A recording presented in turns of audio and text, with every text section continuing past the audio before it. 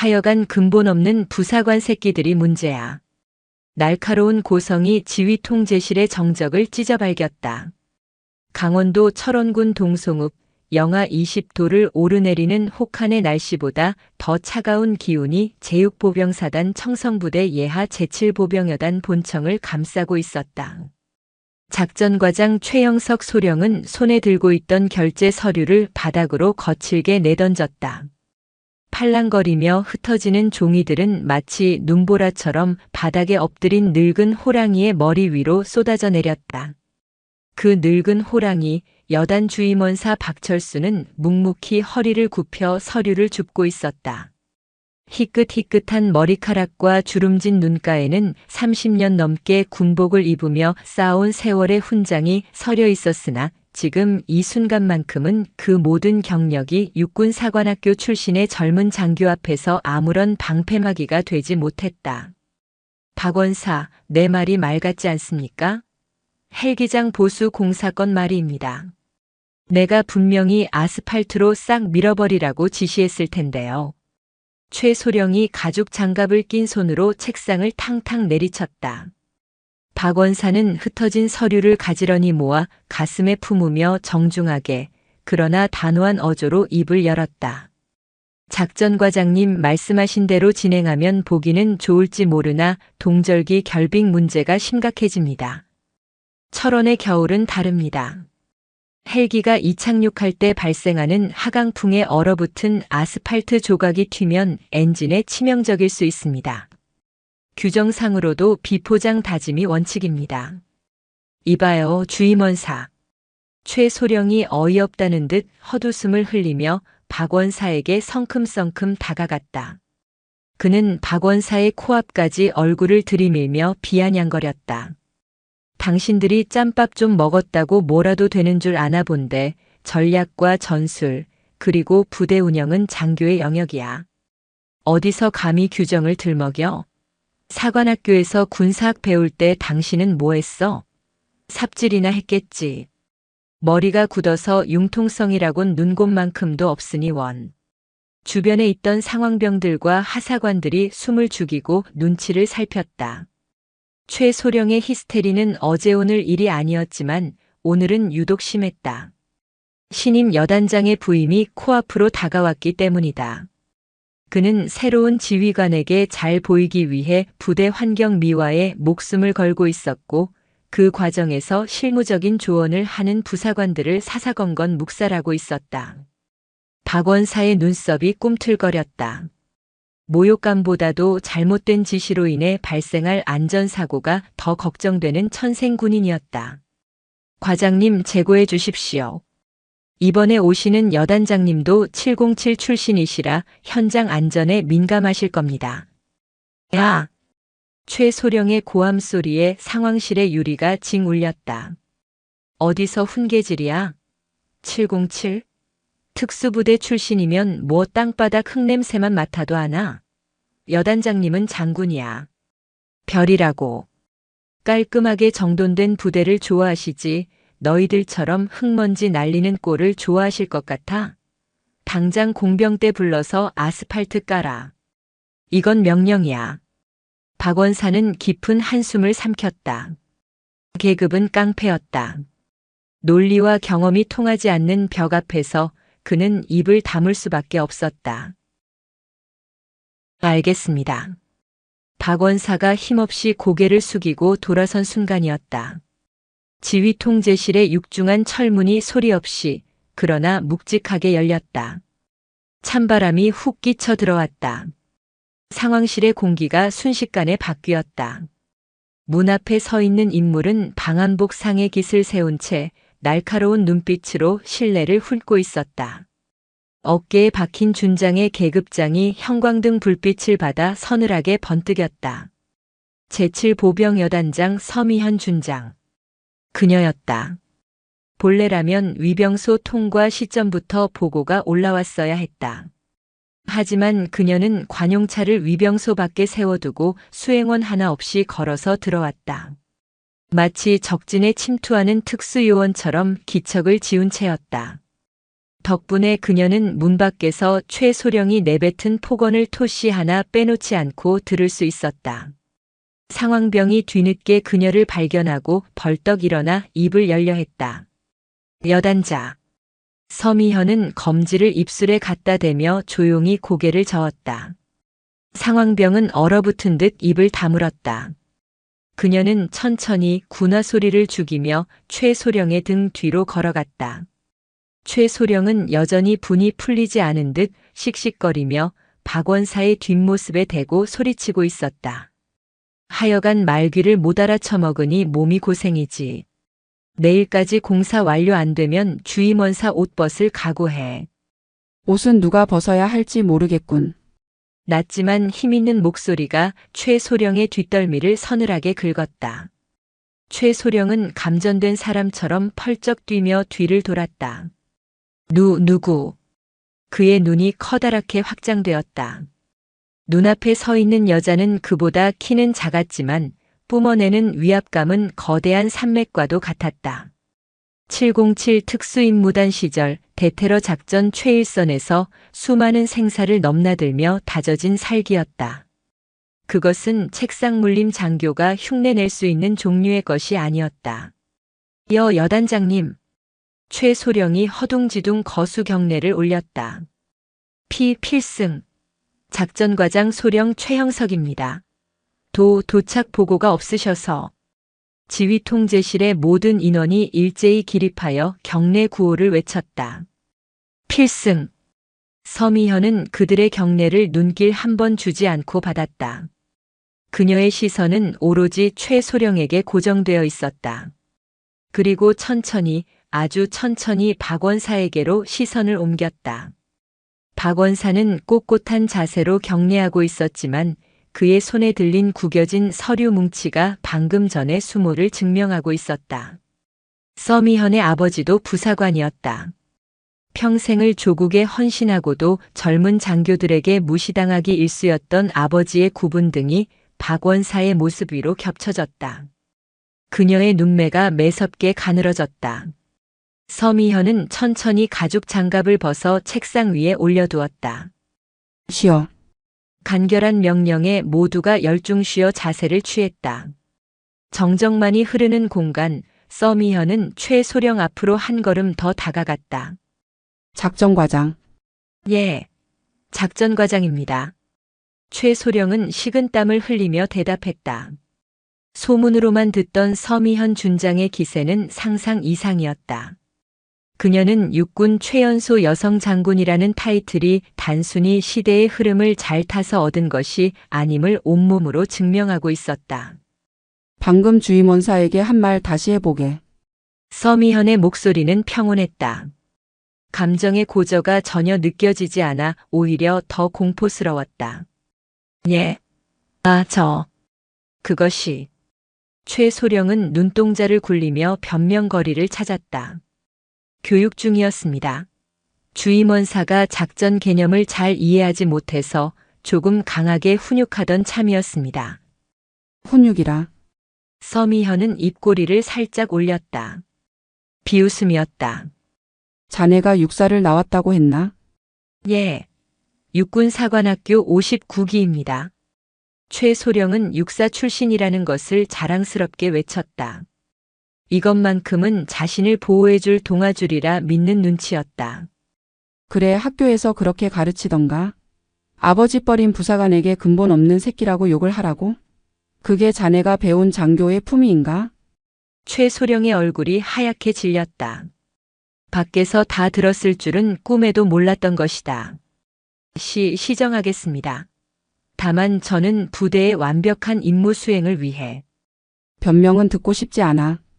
서미현은 말을 자르며 고개를 돌려 박원사를 바라보았다. 박원사님. 예, 여단장님. 박원사가 긴장한 목소리로 대답했다. 작전과장이 지시한 헬기장 아스팔트 공사 어떻게 생각하십니까? 박원사는 잠시 최소령의 눈치를 살폈다. 최소령은 눈으로 입 조심해라는 신호를 보내고 있었다. 하지만 서미현은 그 찰나의 눈빛 교환을 놓치지 않았다. 그녀는 박원사와 최소령 사이를 가로막으며 섰다. 내 눈을 보고 말씀하십시오. 원사님의 30년 경험을 믿습니다. 그 말에 박원사의 눈빛이 흔들렸다. 믿는다는 말.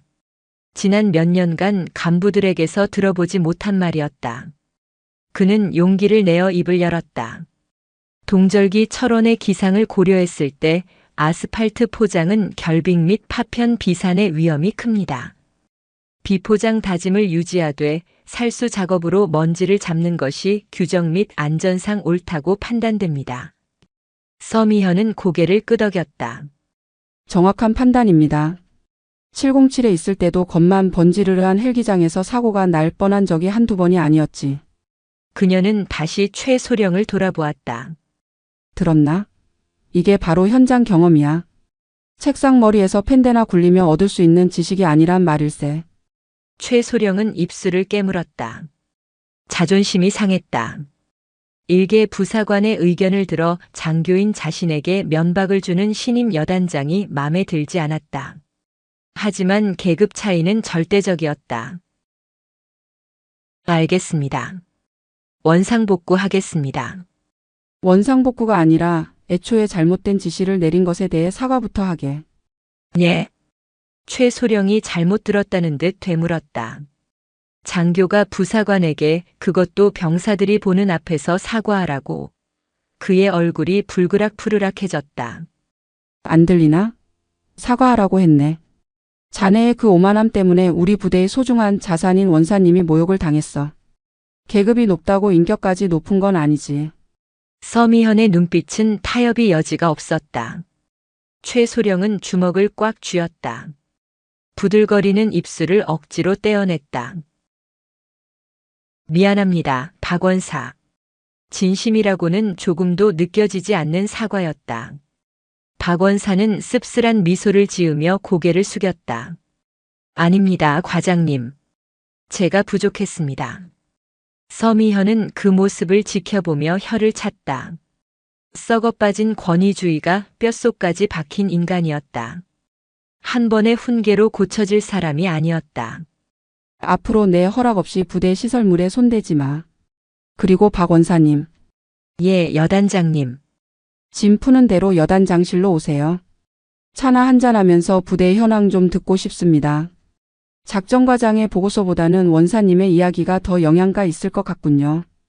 그 말은 최소령에게 있어 사형 선고나 다름없는 모욕이었다. 여단장이 작전 참모를 배제하고 주임원사와 독대하겠다는 것은 그를 참모로 인정하지 않겠다는 뜻이었다. 서미현은 굳어있는 최소령을 지나쳐 자신의 집무실로 향했다. 또각또각. 군화 소리가 멀어질 때까지 최소령은 고개를 들지 못했다. 하지만 바닥을 향한 그의 눈은 도끼로 이글거리고 있었다.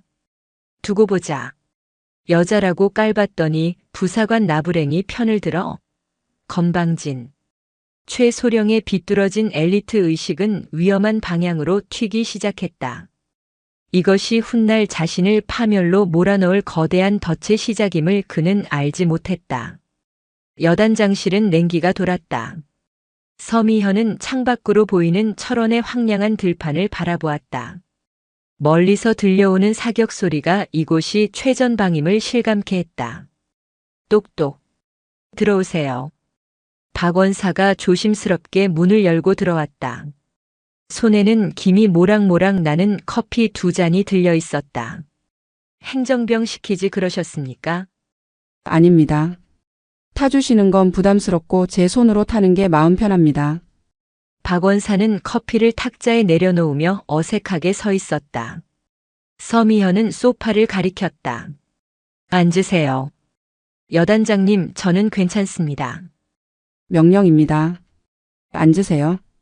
그제야 박원사는 조심스럽게 소파 끝자락에 걸터 앉았다. 서미현은 맞은편에 앉아 커피를 한 모금 마셨다. 아버지가 생각나더군요. 예. 제 아버지도 원사로 전역하셨습니다. 평생을 야전에서 구르셨죠. 어릴 적에 아버지가 술 한잔 하시고 들어오셔서 하시던 말씀이 기억납니다. 계급장이 깡패다. 억울하면 출세해라. 그 말이 너무 싫어서 악착같이 군인이 됐습니다. 박 원사는 놀란 눈으로 서미현을 바라보았다. 엘리트 코스만 밟아온 냉혈한인 줄 알았는데 그런 사연이 있을 줄은 몰랐다. 최소령 같은 사람 많이 겪어보셨죠? 군 생활하다 보면 별의별 사람이 다 있는 법입니다. 다 제가 부족해서 그런 겁니다. 아니요. 그건 원사님 부족이 아닙니다. 시스템이 그리고 사람이 덜 된 자들이 문제입니다. 저는 제 부대에서 그런 꼴 못 봅니다. 서미현의 눈이 다시 한번 번뜩였다. 최소령 능력은 어떻습니까? 감정 빼고 객관적으로. 박 원사는 잠시 고민하다 입을 열었다. 머리는 좋습니다. 육사 출신답게 이론에는 밝습니다. 문서 작업 능력도 탁월하고요. 하지만 현장을 모릅니다. 아니, 알려고 하지 않습니다. 지도와 실제 지형이 다를 때 지도를 믿으라고 우기는 스타일입니다. 그리고 공명심이 너무 강합니다. 윗분들에게 보여주기식 행정에만 치중하는 경향이 있습니다. 서미현은 고개를 끄덕였다. 예상대로였다. 다음 달에 군단장님 방문하시는 거 알고 계시죠? 예, 알고 있습니다. 안 그래도 그것 때문에 최소령이 의전 준비로 예민합니다. 이번 군단장님 방문 아주 중요합니다. 우리 여단의 전투력을 검증받는 자리이기도 하지만 부대의 기강을 바로잡을 기회이기도 하니까요. 서미현은 의미심장한 미소를 지었다. 박 원사님, 저를 좀 도와주셔야겠습니다. 어떤 명령이든 따르겠습니다. 최소령이 군단장님 의전 계획을 세우고 있을 겁니다. 분명 원사님의 조언을 무시하고 자기 입맛대로 판을 짜겠죠. 그냥 두세요. 예. 그러다 실수라도 생기면. 실수가 생겨야 합니다. 서미현의 목소리가 낮아졌다. 그가 얼마나 무능하고 위험한 지휘관인지 그 스스로 증명하게 만들어야 합니다. 단 군단장님의 안전과 부대의 명예는 지켜야겠죠. 우리는 플랜 B를 준비할 겁니다. 최소령 모르게 오직 저와 원사님 그리고 믿을 수 있는 부사관들끼리만 공유하는 진짜 매뉴얼 말입니다. 박 원사의 눈이 커졌다. 이것은 일종의 함정이었다. 오만한 상관을 끌어내리기 위한, 그리고 그 과정에서 묵묵히 일하는 진짜 군인들의 가치를 증명하기 위한 작전이었다. 가슴속 깊은 곳에서 뜨거운 것이 울컥 치솟았다. 알겠습니다. 최선을 다하겠습니다. 좋습니다. 그럼 이제부터 진짜 작전 회의를 시작해 볼까요? 철원의 sak풍이 누군가에게는 아주 매섭게 불어닥치게 될 겁니다. 서미현이 내민 작전지도 위로 박 원사의 투박한 손과 서미현의 섬세한 손이 함께 포개졌다. 창밖에는 여전히 거센 눈보라가 휘몰아치고 있었지만 여단장실 안은 전에 없던 뜨거운 열기로 채워지고 있었다. 그것은 곧 다가올 별들의 전장을 예고하는 서막이었다. 철원의 겨울은 해가 떠도 어둠이 가시지 않은 듯한 묵직한 회색빛으로 시작된다. 영하 25도. 체감 온도는 영하 40도에 육박하는 살인적인 추위였다. 제6보병사단 청성부대, 그 중에서도 최전방을 담당하는 제7보병여단 본청 앞 연병장에는 새벽부터 눈 치우는 소리만이 요란하게 울려 퍼지고 있었다. 야, 거기 이 상병. 넉가래질이 그게 뭐야? 허리 안 펴? 행정보급관의 고함이 하얀 입김이 되어 흩어졌다. 병사들은 꽁꽁 언 손을 호호 불어가며 밤새 쌓인 눈과 사투를 벌이고 있었다. 그 평범하고도 치열한 일상의 풍경을 2층 작전 과장실 창문을 통해 내려다보는 이가 있었다. 최영석 소령이었다. 그는 뜨거운 믹스커피를 후루룩 마시며 창밖의 병사들을 마치 개미떼 구경하듯 바라보았다. 따뜻한 히터바람이 그의 등을 안락하게 감쌌다. 쯧쯧. 요새 애들은 군기가 빠져서 눈 치우는 것도 시원찮단 말이지. 그는 혀를 차며 자리에 앉았다. 책상 위에는 군단장 방문 대비 의전 계획 보고서라는 제목의 파일이 놓여 있었다. 그는 파일을 거들떠보지도 않고 휴대폰을 집어들었다. 동기들이 모인 단체 채팅방에는 벌써 별을 달았다는 육사 선배들의 소식이나 전역하고 대기업에 들어간 동기들의 자랑질이 올라오고 있었다. 최소령의 미간이 찌푸려졌다. 젠장, 나도 이번에 중령 진급 못하면 끝인데. 그의 초조함은 엉뚱한 방향으로 불똥이 튀었다. 그는 인터폰을 신경질적으로 눌렀다. 작전처부 담당관 어디 있어? 당장 내 방으로 튀어오라고 해. 잠시 후 문이 열리고 30대 초반의 김중사가 헐레벌떡 들어와 경례를 붙였다. 필승. 작전처부 담당관 중사 김영호 부르셨습니까? 최소령은 의자를 삐딱하게 돌려 김중사를 위아래로 훑어보았다. 김중사의 전투복 바지 밑단은 제설 작업 때문에 젖어 있었고 전투화에는 흙탕물이 튀어 있었다. 최소령은 인상을 팍 썼다. 김중사, 너 꼴이 그게 뭐야?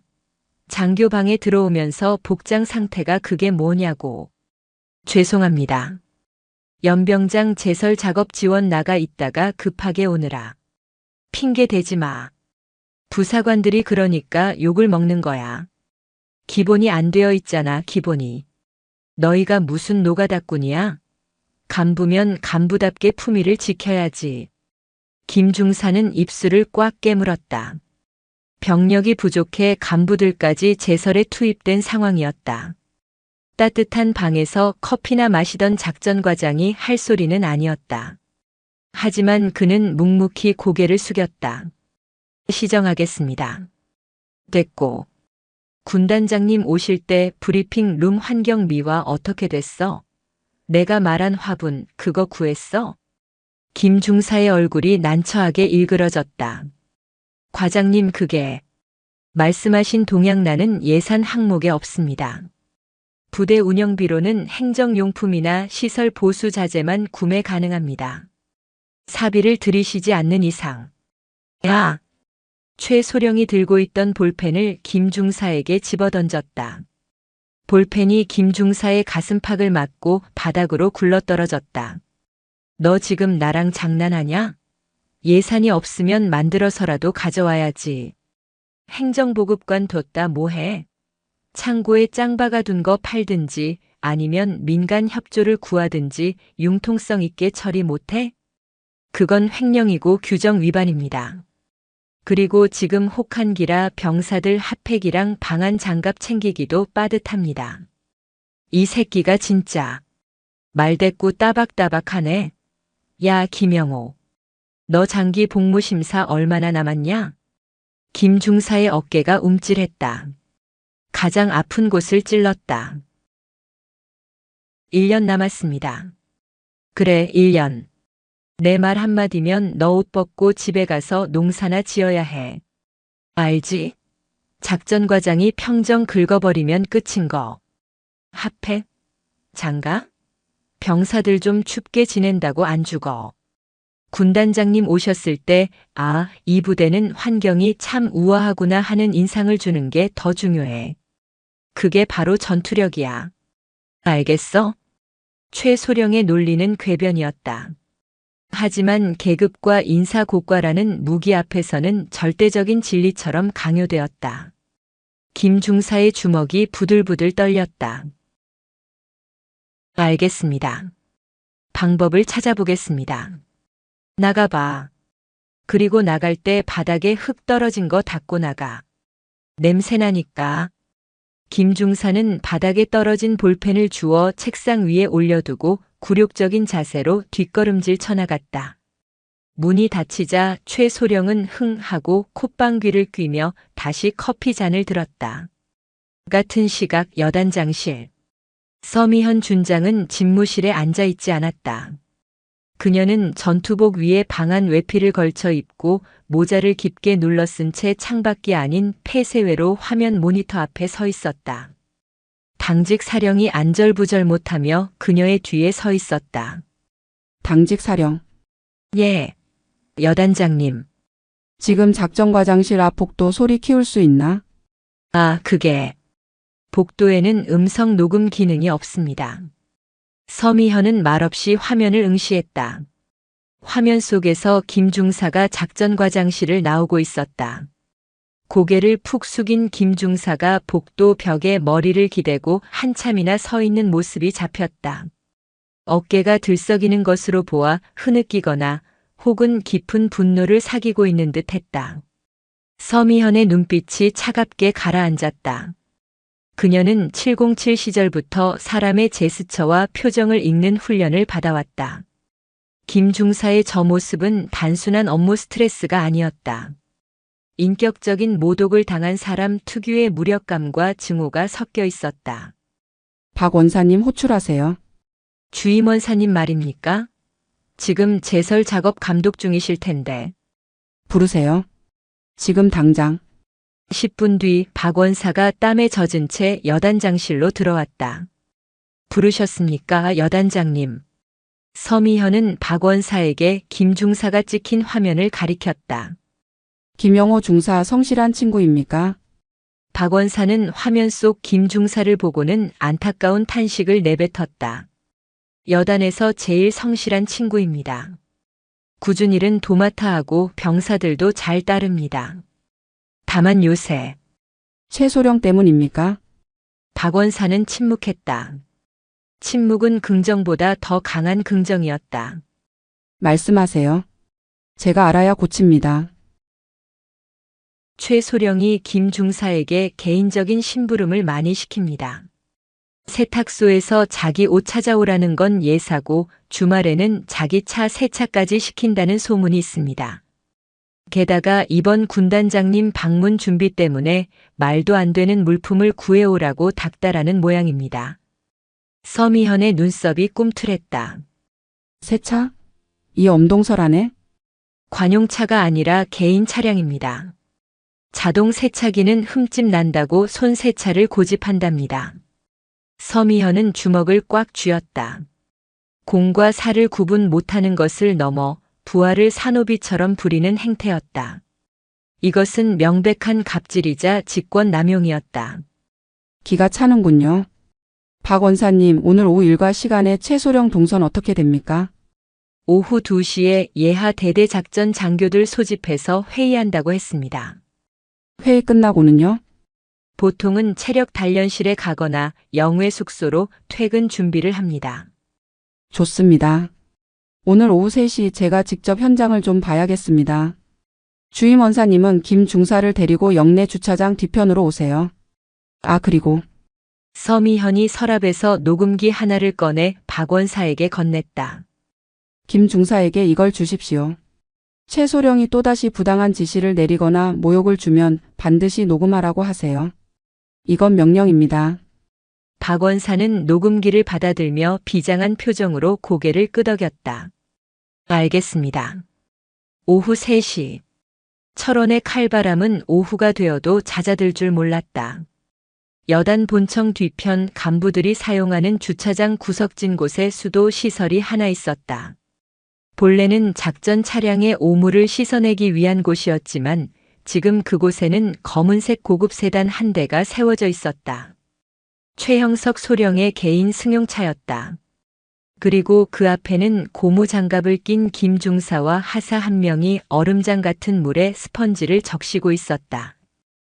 손가락이 잘려나갈 것 같습니다, 김 중사님. 이제 막 임관한 하사가 울상을 지으며 말했다. 조금만 참자. 과장님 퇴근하시기 전까지 끝내야 해. 물기 남으면 얼룩진다고 지랄. 아니, 뭐라 하시니까 마른 걸레질도 꼼꼼히 해야 한다. 김 중사는 후배 앞에서 욕을 삼키며 차체에 물을 뿌렸다. 물이 닿자마자 살얼음이 끼기 시작했다. 그들은 얼음을 손으로 긁어내며 비싼 왁스를 발랐다. 그때 주차장 입구 쪽에서 누군가 걸어오는 소리가 들렸다. 김 중사는 혹시 최소령인가 싶어 긴장하며 고개를 돌렸다. 하지만 그곳에 서 있는 사람은 방한 두건으로 얼굴을 가린 여군이었다. 계급장은 보이지 않았다. 수고가 많으십니다. 목소리가 낯익었지만 김 중사는 추위와 작업에 정신이 팔려 누구인지 알아채지 못했다. 아, 예. 용무 있으십니까? 여기는 관계자 외출입 금지. 여군은 천천히 두건을 내렸다. 드러난 얼굴을 본 김중사와 하사는 비명을 지를 뻔했다. 여단장님.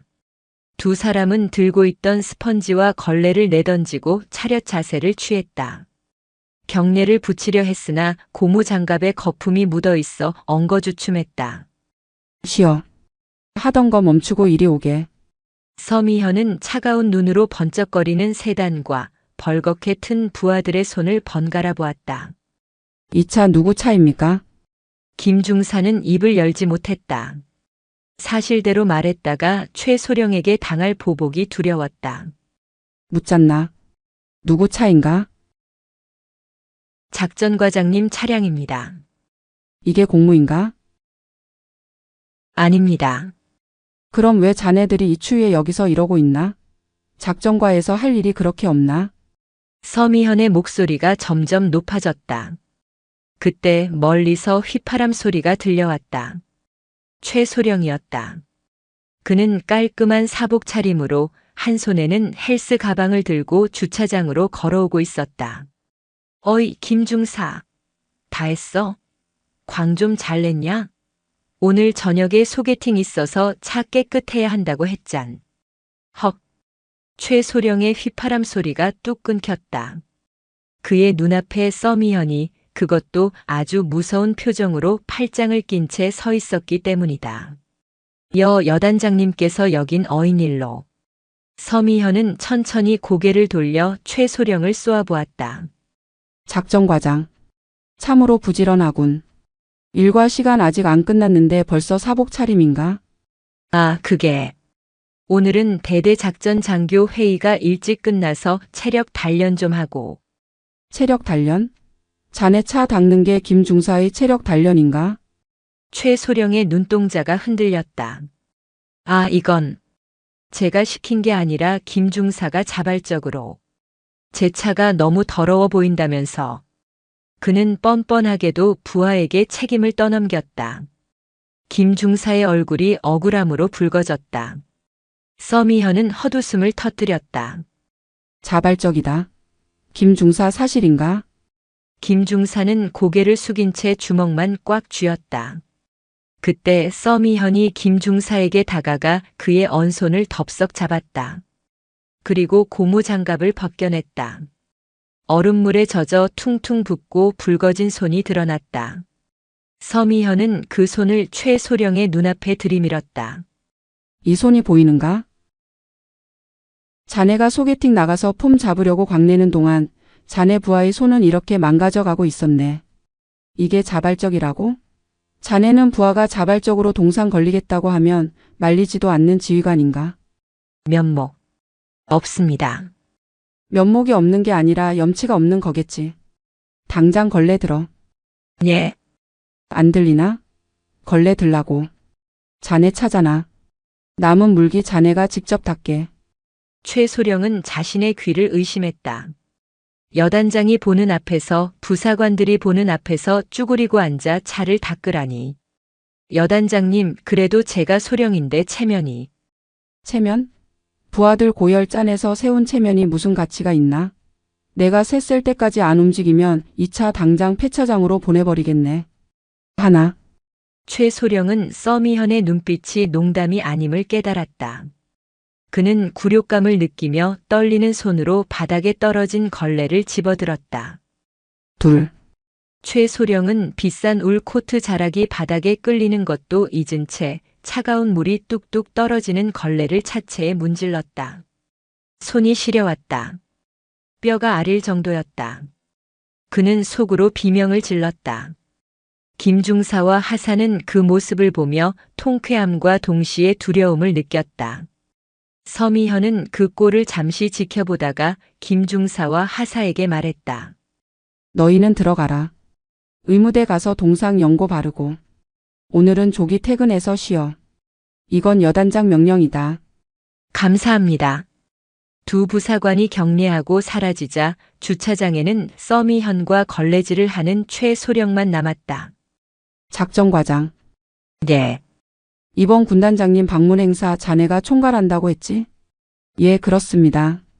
최소령은 이를 갈며 대답했다. 기대하겠네. 자네가 얼마나 능력이 뛰어난지, 부사관들 도움 없이도 얼마나 완벽하게 해내는지 내 눈으로 똑똑히 지켜볼 거야. 만약 이번 행사에서 실수라도 나온다면 서미현은 허리를 숙여 최소령의 귓가에 속삭였다. 그때는 이 걸레가 자네의 마지막 계급장이 될 줄 알게. 서미현은 미련 없이 돌아섰다. 홀로 남겨진 최소령은 걸레를 바닥에 패대기 쳤다. 시발. 두고 봐. 이 수모 절대로 안 잊는다. 서미현. 너도 군단장 앞에서 개망신 한번 당해봐라. 최소령의 눈에 핏발이 섰다. 그는 자신의 무능함을 탓하는 대신 복수심을 불태우는 길을 택했다. 그리고 그 복수심은 그를 더욱더 깊은 수렁으로 밀어넣는 원동력이 되고 있었다. 제6보병사단 제7보병여단의 시계는 평소보다 3배는 빠르게 돌아가고 있었다. 군단장 방문이 5일 앞으로 다가왔기 때문이다. 여단 본청은 페인트 냄새와 왁스 냄새로 진동했다. 행정병들은 밤을 새워가며 현황판을 새로 만들었고 전투병들은 영하의 날씨 속에서 연병장 구석구석의 돌멩이 하나까지 주워내고 있었다. 이 모든 소동의 중심에는 작전과장 최영석 소령이 있었다. 그는 마치 오케스트라의 지휘자라도 된 양 지휘봉 대신 무전기를 들고 부대 전체를 쥐락펴락하고 있었다. 거기 3대대장. 위병소 입구 현수막 각도가 삐뚤어졌잖아. 오른쪽을 더 올려.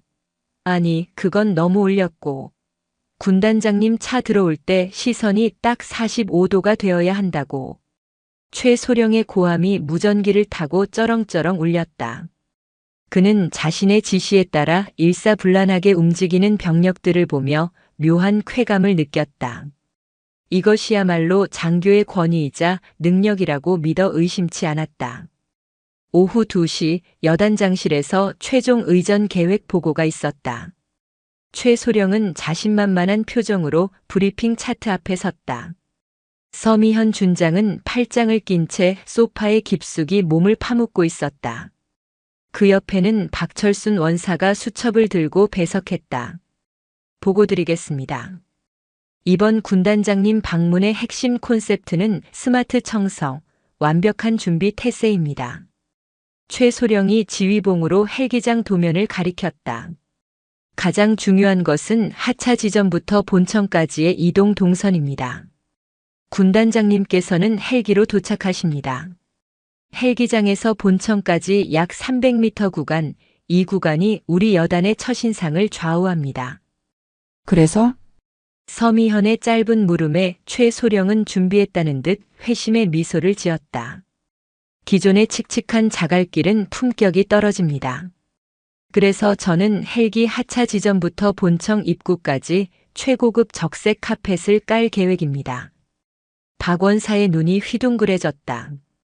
과장님, 헬기장은 흙바닥입니다. 그 위에 카펫을 그냥 깐다는 말씀이십니까? 당연하지. 영화제 레드 카펫처럼 말이야. 군단장님이 흙 밟지 않고 구름 위를 걷는 기분이 들게 하는 거지. 양옆으로는 도열병들을 세워서 집총 경례를 하게 할 거고. 박 원사가 급히 말을 이었다. 위험합니다. 지금 땅이 얼었다 녹았다를 반복하고 있습니다. 겉은 딱딱해 보여도 속은 질퍽한 진흙탕입니다. 카펫 밑으로 습기가 올라오면 미끄러질 수도 있고 만약 비라도 오면 카펫이 물을 먹어 늪처럼 변합니다. 차라리 자갈을 새로 깔거나 야자 매트를 설치하는 게. 아, 또 그 소리. 최소령이 짜증스럽게 지휘봉을 탁자에 내리쳤다. 박 원사, 당신은 왜 자꾸 초를 쳐? 야자 매트? 그 집단 엮은 거? 군단장님이 무슨 등산하러 오십니까? 품위 없게 시리. 그리고 비? 일기예보 봤어? 행사 당일 강수 확률 0%야. 맑음이라고. 요즘 기상청 슈퍼컴퓨터가 얼만데 그걸 못 믿어? 기상청이라. 서미현이 나직하게 중얼거렸다. 작전과장 철원 날씨가 기상청 예보대로 흘러가던가. 최소령은 움찔했지만 물러서지 않았다. 이번 계획은 그의 승진이 걸린 야심작이었다. 여단장님, 제가 지난 10년간의 기상 데이터를 분석했습니다. 이맘때 철원에 비가 온 적은 거의 없습니다. 눈이면 모를까. 눈이 오면 바로 치우면 됩니다. 붉은 카펫과 하얀 눈, 오히려 더 그림이 좋지 않겠습니까? 서미현은 최소령의 눈을 빤히 바라보았다. 확신에 찬 눈빛. 아니, 아집에 사로잡힌 눈빛이었다. 실무자의 조언을 무시하고 화려한 거칠애에만 집착하는 전형적인 무능한 지휘관의 모습. 만약, 서미현이 입을 열었다. 만약 비가 온다면? 대비책은 있나? 예. 우산 준비하고 카펫이 젖으면 병사들 시켜서 걷어내면 됩니다. 하지만 그럴 일은 절대 없을 겁니다. 제가 제 군 생활을 걸고 장담합니다. 군 생활을 걸겠다. 군인들이 가장 쉽게 내뱉지만 가장 지키기 어려운 말이었다. 서미현은 입꼬리를 살짝 올렸다. 호언장담하는군. 좋아. 자네 계획대로 진행해. 감사합니다. 실망시키지 않겠습니다. 최소령은 승리감에 도취되어 목소리를 높였다. 박 원사가 안타까운 눈빛으로 서미현을 바라보았지만 서미현은 미동도 하지 않았다. 그리고 한 가지 더 있습니다. 최소령은 신이 나서 다음 장을 넘겼다.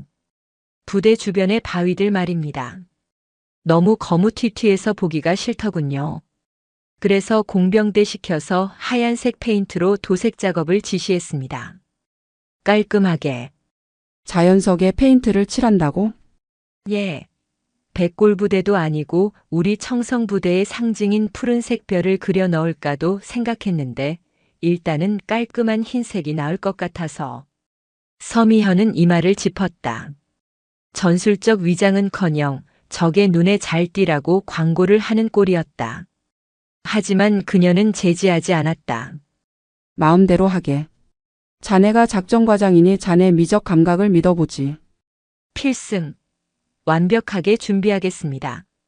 최소령이 경례를 하고 의기양양하게 집무실을 나갔다. 문이 닫히자마자 박 원사가 다급하게 입을 열었다. 여단장님, 이건 아닙니다. 헬기장 그 붉은 카펫, 진짜 위험합니다. 철원 땅은 겉만 얼어있지 속은 물구덩이입니다. 헬기 하강풍 불면 카펫이 날려서 로터에 감길 수도 있고. 서미현은 손을 들어 박 원사를 진정시켰다. 압니다. 아시면서 왜 승인하셨습니까? 막으셔야죠. 서미현은 자리에서 일어나 창가로 다가갔다. 창밖에는 최소령이 병사들을 닥달하며 붉은색 롤 카펫을 나르는 모습이 보였다. 붉은색이 황량한 겨울 들판과 어우러져 기괴한 대조를 이루고 있었다. 박 원사님. 사람은 말로 해서는 안 바뀝니다. 특히 최소령처럼 기가 막힌 사람은 직접 벽에 머리를 박아봐야 아픔을 알죠. 하지만 군단장님 행사입니다. 사고가 나면 여단장님께도 불똥이 튑니다. 서미현이 뒤를 돌아 박 원사를 바라보았다. 그녀의 눈빛은 흔들림 없이 고요했다. 그래서 원사님이 필요합니다. 최소령은 플랜 A를 준비하라고 하세요. 우리는 조용히 플랜 B를 준비할 겁니다. 플랜 B. 말씀입니까? 오늘 밤 믿을 수 있는 부사관들만 소집해 주세요. 장교들은 배제합니다. 보안 유지가 생명입니다. 서미현의 목소리에 힘이 실렸다. 무능한 지휘관이 부대를 어떻게 망치는지, 그리고 그 부대를 지탱하는 게 누구인지 보여줄 시간입니다. 그날 밤 여단 본청 지하 보일러실. 평소라면 병사들이 몰래 라면이나 끓여 먹었을 이곳에 건장한 체격의 간부 5명이 모여 있었다. 주임원사 박철순을 필두로 인사 담당관, 군수 담당관, 그리고 이장에서 손세차를 당했던 김중사까지. 여단의 살림꾼들이 모두 모인 셈이었다. 모두의 표정은 긴장되어 있었다. 여단장이 장교들을 따돌리고 부사관들을, 그것도 보일러실로 소집하다니 전례가 없는 일이었다. 낡은 철문이 열리고 서미현이 들어왔다. 수행원도 없이 계급장이 없는 야전 상의 차림이었다. 필승. 작게. 앉아. 서미현은 낡은 플라스틱 의자에 털썩 주저앉았다. 보일러 돌아가는 소리가 웅웅거리는 가운데 그녀는 부사관들을 하나하나 눈에 담았다. 다들 고생이 많다. 작전과장 등살에 시달리느라. 김 중사가 울컥한 표정을 지었다. 거두절미하고 본론만 말한다. 5일 뒤 군단장님 방문 행사 최소령 계획대로라면 사고가 터진다. 부사관들이 웅성거렸다. 군수 담당관이 조심스럽게 물었다. 역시 그 카펫 말씀이십니까? 그래. 그리고 기상청 예보와 달린 내 관절이 쑤시는 걸 보니 당일에 비가 올 것 같거든. 가벼운 농담에 부사관들이 피식 웃었다. 긴장이 조금 풀렸다. 최소령은 비가 절대 안 온다고 믿고 있어. 우천 대비 계획이 전무하다. 비가 오면 그 붉은 카펫은 군단장님을 넘어뜨릴 덫이 될 거야. 서미현은 품에서 꼬깃꼬깃한 종이 한 장을 꺼내 탁자에 펼쳤다. 손으로 직접 그린 도면이었다. 이게 플랜 B다. 잘 들어. 최소령이 알게 해선 안 된다. 서미현의 작전은 치밀했다. 첫째, 군수 담당관은 폐타이어를 잘라 만든 미끄럼 방지 고무 매트 100m를 확보하여 헬기장 뒤편 창고 깊숙이 숨겨둘 것. 둘째, 김중사는 검은색 장우산 10개를 준비하되 최소령 눈에 띄지 않게 상황실 당직 사령 책상 밑에 테이프로 붙여둘 것. 셋째, 박원사는 행사 당일 최소령의 동선과 별개로 부사관들로 구성된 별동대를 조직하여 헬기장 사각지대에 대기할 것. 명심해. 최소령이 망하는 건 상관없지만 군단장님이 진흙탕에 구르는 건 막아야 한다. 그건 우리 부대의 수치니까. 여단장님. 박원사가 비장한 목소리로 불렀다. 혹시라도 이 사실을 최소령이 알게 되면 항명으로 몰릴 수도 있습니다. 저희는 괜찮지만 여단장님 입장이. 항명이라. 서미현은 씁쓸하게 웃었다. 내 군생활 20년 부하를 믿고 맡긴 일로 잘못된 적은 없었다. 너희들이 내 뒷배다. 내가 책임진다. 그러니 너희는 실력으로 증명해. 누가 진짜 이 부대의 주인인지. 부사관들의 눈시울이 뜨거워졌다. 장교들에게 소모품 머리 굳은 인간들 취급만 받던 그들에게 장군이 직접 내 뒷배라고 말해주었다. 그 한마디는 그 어떤 훈장보다도 값진 것이었다. 목숨 걸고 완수하겠습니다. 김 중사의 목소리가 떨렸다. 목숨은 적하고 싸울 때나 걸고. 이번엔 자존심만 걸어. 해산. 서미현이 나가고 난 뒤 보일러실의 공기는 뜨겁게 달아올랐다. 그것은 보일러의 열기가 아니라 5살 아이의 가슴 속에서 타오르는 충성심의 열기였다. 시간은 빠르게 흘러 군단장 방문 하루 전날이 되었다. 여단 전체가 팽팽한 긴장감에 휩싸였다. 최영석 소령은 거의 반쯤 미쳐 있었다. 야, 거기 화단의 돌. 흰색 페인트가 좀 벗겨졌잖아. 다시 칠해. 더 칠하라고. 그는 하루 종일 연병장을 뛰어다니며 고함을 질러댔다. 그의 지시에 따라 헬기장에는 기어이 붉은색 카펫이 깔렸다. 흙바닥 위에 대충 못으로 고정해 놓은 카펫은 울퉁불퉁했다. 바람이 불 때마다 카펫 자락이 펄럭거리며 흙먼지를 일으켰다. 박원사가 지나가다 그 모습을 보고 한마디 했다. 과장님, 바람이 심합니다. 카펫 고정핀을 더 깊게 박아야. 아, 좀. 박원사는 신경 끄라니까. 내가 다 알아서 했어. 본드 7까지 해놨다고. 최소령은 박원사를 팔이 쫓듯 손짓했다. 박원사는 말없이 혀를 차며 돌아섰다. 그의 주머니 속에는 서미현 준장이 지시한 플랜 B 지령서가 들어있었다. 저녁이 되자 하늘빛이 심상치 않게 변했다. 맑았던 하늘에 잿빛 구름이 몰려오기 시작했다. 철원 특유의 살을 애는 듯한 습기를 머금은 바람이 불어왔다. 지휘 통제실에서 기상 장교가 최소령에게 보고했다.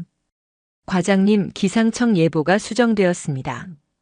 내일 오전에 60% 확률로 진눈깨비나 비가 예보되어 있습니다. 뭐? 60%? 최소령이 인상을 찌푸리며 모니터를 노려보았다.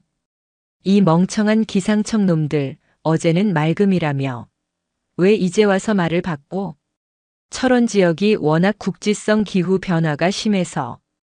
야, 60%면 안 올 확률이 40%라는 거잖아. 긍정적으로 생각하자고. 그리고 설마 비가 와도 조금 흩뿌리다 말겠지. 겨울 가뭄이라며. 최소령은 애써 불안함을 감추며 말했다. 이미 붉은 카펫은 깔아버렸다. 이제 와서 걷어내고 다른 준비를 하기엔 시간이 너무 늦었고 무엇보다 자신의 판단이 틀렸다는 것을 인정하기 싫었다. 그냥 진행해. 만약 비 오면. 그래, 병사들 도열할 때 판초 위에 입히지 마. 군단장님 오시는데 비 좀 맞으면 어때? 군인 정신 보여주는 셈치지 뭐. 폼 안 나게 비닐 옷 입히지 말라고. 기상장교는 입을 딱 벌렸다. 영하의 날씨에 비를 맞으며 도열하라고. 병사들이 감기에 걸리건 말건 그의 안중에는 없었다. 오로지 의전의 그림만이 중요했다. 이 대화를 서미현은 집무실 스피커를 통해 듣고 있었다. 그녀는 상황실의 마이크를 몰래 켜두라고 지시해둔 상태였다. 끝까지. 구제불능이군. 서미현은 창밖을 바라보았다. 빗방울이 하나둘 떨어져 유리창을 때리기 시작했다. 톡 토독. 예보는 틀리지 않았다. 서미현은 인터폰을 들었다. 주임원사. 예, 여단장님. 비가 시작됐습니다. 예, 확인했습니다. 준비는 끝났습니다. 내일 아침 군단장님 헬기가 뜨면 작전 개시합니다. 최소령에게는 비밀 유지하세요. 알겠습니다. 여단장님, 그런데 정말 괜찮으시겠습니까? 내일 사단이 나면. 박 원사님. 서미현의 목소리가 부드러워졌다. 내일은 썩은 살을 도려내는 날입니다. 피는 좀 나겠지만 그래야 새살이 돋습니다. 편히 주무세요. 내일 바쁠 테니까. 전화를 끄는 서미현은 소파에 기대어 눈을 감았다. 707 시절 작전 투입 전의 고요함이 느껴졌다. 그녀에게는 이 여단도 하나의 전장이었다. 적은 외부가 아닌 내부에 있었다. 무능하고 부패한 아군이라는 적. 다음 날 아침. 우려는 현실이 되었다. 밤새 내린 진눈깨비는 아침이 되자 차가운 겨울비로 변해 쏟아지고 있었다. 철원 평야 전체가 질척한 흙탕물로 변해가고 있었다.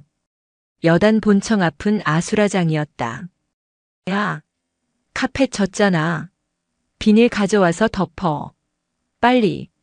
최형석 소령은 우산을 쓴 채 목이 터져라 고함을 지르고 있었다. 하지만 이미 늦었다. 밤새 내린 습기를 머금은 붉은 카펫은 물을 잔뜩 먹어 검붉게 변해 있었고 바닥의 흙과 엉겨붙어 흉물스럽게 변해가고 있었다. 그뿐만이 아니었다. 흰색 페인트로 칠해놓은 바위들은 빗물에 페인트가 녹아내려 마치 하얀 피를 흘리는 것처럼 괴기스러워 보였다. 이게 뭐야? 이게 다 뭐냐고. 최소령은 머리를 감싸쥐었다. 자신의 완벽했던 계획이 비 한 방에 무너져 내리고 있었다. 그때 무전기에서 급박한 소리가 들려왔다. 치. 여기는 상황실. 군단장님 탑승 헬기 UH-60 현재 부대 반경 10km 진입. 도착 5분 전. 도착 5분 전. 뭐? 벌써? 야, 빨리 정렬해. 도열병들 뭐해? 최소령이 허둥지둥 병사들을 헬기장 양옆으로 배치했다. 병사들은 판초 우위도 입지 못한 채 전투복 차림으로 비를 맞으며 섰다. 추위에 입술이 파랗게 질린 병사들이 덜덜 떨고 있었다. 서미현 준장이 현관을 나섰다. 그녀는 우위를 입고 정모를 쓴 단정한 차림이었다. 그녀의 뒤로 참모들이 따랐다. 최소령이 서미현에게 달려왔다. 여단장님, 비가 갑자기 많이 와서. 어제 기상 장교 보고를 무시했다고 들었는데. 서미현의 차가운 지적에 최소령은 말문이 막혔다. 군단장님 오신다. 변명은 나중에 해. 두두두두두. 저 멀리 빗줄기를 뚫고 헬기의 로터 소리가 들려왔다. 검은색 UH-60 헬기가 거친 바람을 가르며 하강하기 시작했다. 헬기가 지면에 가까워지자 강력한 하강풍이 발생했다. 후웅. 바닥에 고여있던 빗물과 진흙이 사방으로 튀었다. 그리고 최소령이 우려했던, 아니 박원사가 경고했던 일이 벌어졌다. 물 먹어 무거워진 카펫은 다행히 날아가진 않았지만 그 아래 흙이 죽처럼 변하면서 카펫 자체가 미끄러지기 시작했다. 고정 핀이 팅 소리를 내며 뽑혀나갔다. 붉은 카펫이 마치 살아있는 뱀처럼 꿈틀거리며 엉망으로 구겨졌다. 그 위를 걷는다는 건 자살 행위나 다름없었다. 헬기가 착륙했다. 로터가 천천히 멈추고 연문이 열렸다. 최소령의 얼굴이 사색이 되었다. 군단장이 내려야 할 위치 바로 앞에는 구겨진 카펫과 거대한 물웅덩이가 입을 벌리고 있었다. 저기로 내렸다가는 군단장의 군화는 물론 바지까지 흙탕물 범벅이 될 게 뻔했다. 이쪽으로, 아니 저쪽으로. 최소령은 방향을 잃고 우왕좌왕했다. 그가 헬기 쪽으로 달려가려다 미끌하며 휘청거렸다. 꼴 사나운 모습이었다. 바로 그 순간이었다. 지금이다. 서미현이 작게 속삭였다. 어디선가 호루라기 소리가 짧고 굵게 울렸다. 삑. 그러자 헬기장 뒤편 창고 뒤에서 검은 그림자 5명이 튀어나왔다. 박원사와 부사관들이었다. 그들의 손에는 무언가 들려 있었다. 그들은 놀라운 속도로 헬기 문 앞과 물웅덩이 사이를 파고들었다. 척, 척, 척. 그들이 바닥에 깐 것은 최소령의 붉은 카펫이 아니었다. 폐타이어를 엮어 만든 투박하지만 튼튼한 검은색 고무 매트였다. 순식간에 진흙탕 위로 안전한 징검다리가 만들어졌다. 그리고 동시에 김중사가 헬기 문이 열리는 타이밍에 맞춰 검은색 대형 장우산을 펴들었다. 팍! 군단장이 헬기에서 첫 발을 내딛는 순간 그의 머리 위에는 이미 우산이 씌워져 있었고 그의 발 아래에는 미끄러지지 않는 고무 매트가 깔려 있었다. 군단장은 잠시 놀란 듯 했지만 이내 만족스러운 표정으로 고개를 끄덕이며 매트 위를 밟았다. 허허, 날씨가 궂은데 준비가 철저하구만. 박원사가 빗속에서 부동자세로 경례를 올렸다. 필승. 제7보병여단 주임원사 박철순입니다. 모시겠습니다. 군단장은 박원사의 안내를 받으며 안전하게 본청 쪽으로 걸음을 옮겼다. 최소령이 깔아놓은 엉망이 된 붉은 카펫은 군단장의 동선에서 완전히 배제되었다. 최소령은 헬기 바람에 헝클어진 머리를 하고 흙탕물이 튄 전투복 꼴로 멍하니 그 광경을 바라보고 있었다. 자신이 주인공이 되어야 할 무대에서 자신이 그토록 무시하던 근본 없는 부사관들이 완벽한 의전을 수행하고 있었다. 서미현이 군단장 뒤를 따르며 멍청이 서 있는 최소령 옆을 스쳐 지나갔다. 그녀는 멈추지 않고 오직 최소령만 들을 수 있는 작은 목소리로 쏘아붙였다. 입 다물고 따라와. 내 장례식은 아직 시작도 안 했으니까. 최소령의 다리가 풀렸다. 그는 빗물 섞인 흙바닥에 주저앉을 뻔한 것을 간신히 버티며 비틀비틀 뒤를 따랐다. 빗줄기는 더욱 거세지고 있었다. 마치 그의 앞날을 예고하듯이. 여단 본청 현관으로 들어서는 군단장의 군화에서는 흙탕물이 묻어나오지 않았다. 박철순 원사와 부사관들이 깐 고무 매트 덕분이었다. 하지만 빗줄기를 뚫고 허겁지겁 뒤따라온 최영석 소령의 꼴은 말이 아니었다. 잘 다려입은 정복 바지 밑단은 흙투성이었고 빗물에 젖은 머리카락은 이마에 달라붙어 그의 자존심처럼 초라해 보였다. 군단장이 현관에 들어서자마자 미간을 찌푸렸다. 여단장. 예, 군단장님. 서미현이 침착하게 대답했다. 들어오다 보니 화단의 바위들이 죄다 하얀색이더군. 눈이 온 줄 알았네. 자네 취향인가? 서미현은 곁눈질로 최소령을 바라보았다.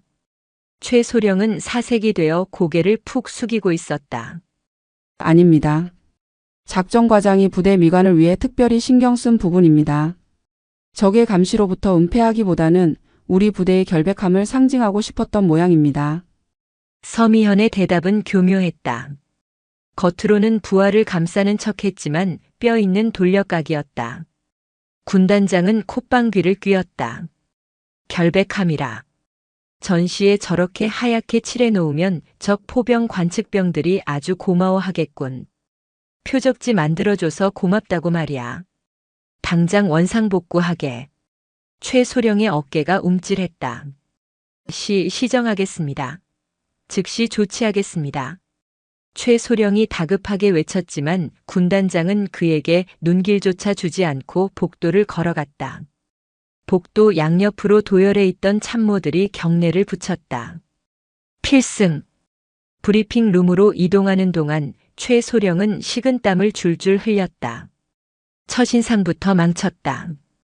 헬기장 카펫은 엉망이 됐고 야심차게 준비한 바위 도색은 혹평을 받았다. 이제 남은 건 작전 브리핑뿐이었다. 그는 밤새 준비한 화려한 프레젠테이션을 떠올리며 주먹을 꽉 쥐었다.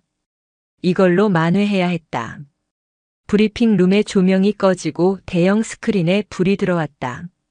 최소령은 지휘봉을 들고 단상에 섰다. 보고 드리겠습니다. 제7보병여단 작전과장 소령 최형석입니다. 금일 보고 드릴 내용은 스마트 청성, 미래 전장을 주도하는 선진 병영 시스템입니다. 스크린에는 화려한 그래픽과 복잡한 도표들이 춤을 추고 있었다. 최소령은 유창한 언변으로 설명을 이어갔다. 드론을 활용한 경계 작전, 인공지능 기반의 상황 조치 시스템 등 온갖 그럴듯한 용어들이 난무했다. 하지만 군단장의 표정은 점점 굳어갔다. 그는 보고서 페이지를 넘기지 않고 팔짱을 낀 채 스크린만 응시했다. 10분쯤 지났을까 군단장이 손을 들어 최소령의 말을 끊었다. 작전과장. 예, 군단장님. 말은 번지르르한데 실체가 없구만. 자네가 말한 그 인공지능 상황 조치 시스템, 현재 우리 군단 예산으로 도입 가능한 장비인가? 최소령은 말문이 막혔다. 사실 그것은 인터넷에서 긁어온 미래 국방 계획의 일부를 짜깁기한 것이었다. 아, 그게 현재 시범 운영 단계는 아니지만 장기적인 비전으로서. 비전? 나는 지금 당장 적이 넘어왔을 때 어떻게 싸울 것인가를 묻고 있네. 꿈 같은 소리 말고. 자네, 우리 여단의 현용 박격포 유효 사거리가 얼마인지나 알고 있나? 최소령의 눈동자가 흔들렸다. 기본 재원 따위는 하사들이나 외우는 거라 생각해서 소홀히 했던 부분이었다. 그것이. 정확한 수치는 4,000m 정도로 알고 있습니다만. 4,000m? 군단장이 헛웃음을 터뜨렸다. 4,000m는 10년 전에 도태된 구형 모델일세. 신형은 6,300m야. 작전과장이라는 사람이 자기 부대 화기 재원도 모르고 무슨 인공지능 타령을 하고 있어. 브리핑 룸에 무거운 정적이 흘렀다. 최소령의 얼굴이 홍당무처럼 달아올랐다. 쥐구멍이라도 있으면 숨고 싶은 심정이었다. 그때 서미현이 조용히 입을 열었다. 작전과장이 최근 부대 환경 미화에 너무 신경을 쓰느라 본연의 임무인 작전 재원을 잠시 깜빡한 것 같습니다. 송구합니다, 군단장님. 그녀는 최소령을 변호하는 척하며 다시 한번 그의 쓸데없는 짓을 상기시켰다. 환경 미화라. 아까 그 흰 바위들 말인가? 허허 참. 군단장은 혀를 찼다. 그는 자리에서 일어나며 말했다. 보고는 그만 듣겠네. 종이 쪼가리 백날 봐봐야 소용없지. 현장을 봐야겠어. GOP 경계 초소로 이동하지. 내 차는 놔두고 여단장 지휘 차량으로 움직이겠네. 최소령은 다급해졌다. 이대로 끝나면 자신의 점수는 빵점, 아니 마이너스였다. 군단장님, GOP 이동 전에 제가 야심차게 준비한 신축병영 도서관을 먼저 둘러보시는 건 어떠십니까? 병사들의 정서 함양을 위해 제가 직접 디자인에 참여했습니다. 최소령은 어떻게든 자신이 공들인 보여주기식 시설물을 보여주고 싶었다. 하지만 서미현이 차갑게 잘랐다. 작전과장. 군단장님께서는 지금 전투 준비 태세를 확인하러 오신 거네. 도서관은 나중에 봐도 돼. 하지만 여단장님, 이동 경로상 도서관을 거쳐가는 것이 훨씬 효율적입니다. 그리고 그쪽 길에 제가 특별히 조경 공사를 해두어서 경관이 아주. 최소령은 눈치 없이 계속 고집을 부렸다. 군단장은 잠시 서미현과 최소령을 번갈아 보더니 피식 웃으며 말했다. 그래 뭐. 작전과장이 저렇게 자랑하고 싶어하니 한번 가보지. 얼마나 대단한지. 그것은 호기심이 아니라 마지막 기회를 주겠다는 혹은 어디까지 하나 보겠다는 관용 섞인 경고였다. 하지만 최소령은 그것을 긍정의 신호로 착각했다. 감사합니다. 제가 앞장서서 모시겠습니다. 이쪽입니다. 최소령은 신이 나서 앞장섰다. 서미현은 뒤따르는 박원사와 눈을 마주쳤다. 박원사의 눈빛에는 저 길로 가면 안 되는데라는 걱정이 서려 있었다. 서미현은 작게 고개를 저었다. 놔두세요. 제 무덤을 제가 파겠다는데. 일행은 브리핑 룸을 나와 다시 밖으로 나갔다. 비는 아까보다 더 거세게 쏟아지고 있었다. 철원의 삭풍이 빗줄기를 대각선으로 날려보내며 뺨을 때렸다. 최소령은 우산을 든 채 군단장 옆에 딱 붙어서 걷기 시작했다. 이쪽으로 가시면 도서관으로 이어지는 사색의 길이 나옵니다. 제가 병사들을 위해 황토를 깔고. 최소령의 목소리는 빗소리에 묻혀 잘 들리지 않았지만 그는 아랑곳하지 않고 떠들어댔다. 서미현은 묵묵히 그 뒤를 따르며 곧 닥쳐올 파국을 예감하고 있었다. 그가 말한 황토길은 맑은 날에는 좋았을지 몰라도 지금 같은 폭우 속에서는 최악의 선택지였기 때문이다. 빗줄기는 폭포수처럼 쏟아졌다. 하늘에 구멍이라도 뚫린 듯 했다. 제7보병여단 본청 뒤편 야산의 능선을 따라 조성된 산책로 입구에 일행이 도착했다. 최영석 소령이 자랑하던 사색의 길이었다. 하지만 눈앞에 펼쳐진 광경은 사색은커녕 생존을 걱정해야 할 판이었다. 최소령이 병사들의 무릎 보호를 위해 깔았다던 황토는 빗물을 머금어 거대한 갯벌처럼 변해 있었다. 경사로를 따라 붉은 흙탕물이 계곡물처럼 흘러내리고 있었다. 군단장이 멈칫했다. 작전과장, 이 길로 가자는 건가? 아, 예. 비가 와서 조금 질척거리긴 합니다만 밟으면 푹신하고 좋습니다. 저 위쪽 정자에서 보는 풍경이 아주 일품입니다. 제가 다 확인했습니다. 최소령은 당황했지만 여기서 물러설 수 없었다. 자신이 직접 설계하고 공사를 지시한 길이었다. 이 길이 엉망이라는 것을 인정하는 순간 자신의 능력 전체가 부정당하는 것 같았다. 박원사가 조심스럽게 나섰다. 군단장님 위험할 수 있습니다. 우회해서 포장도로로 가시는 것이 안전할 듯 합니다. 거리는 조금 멀지만.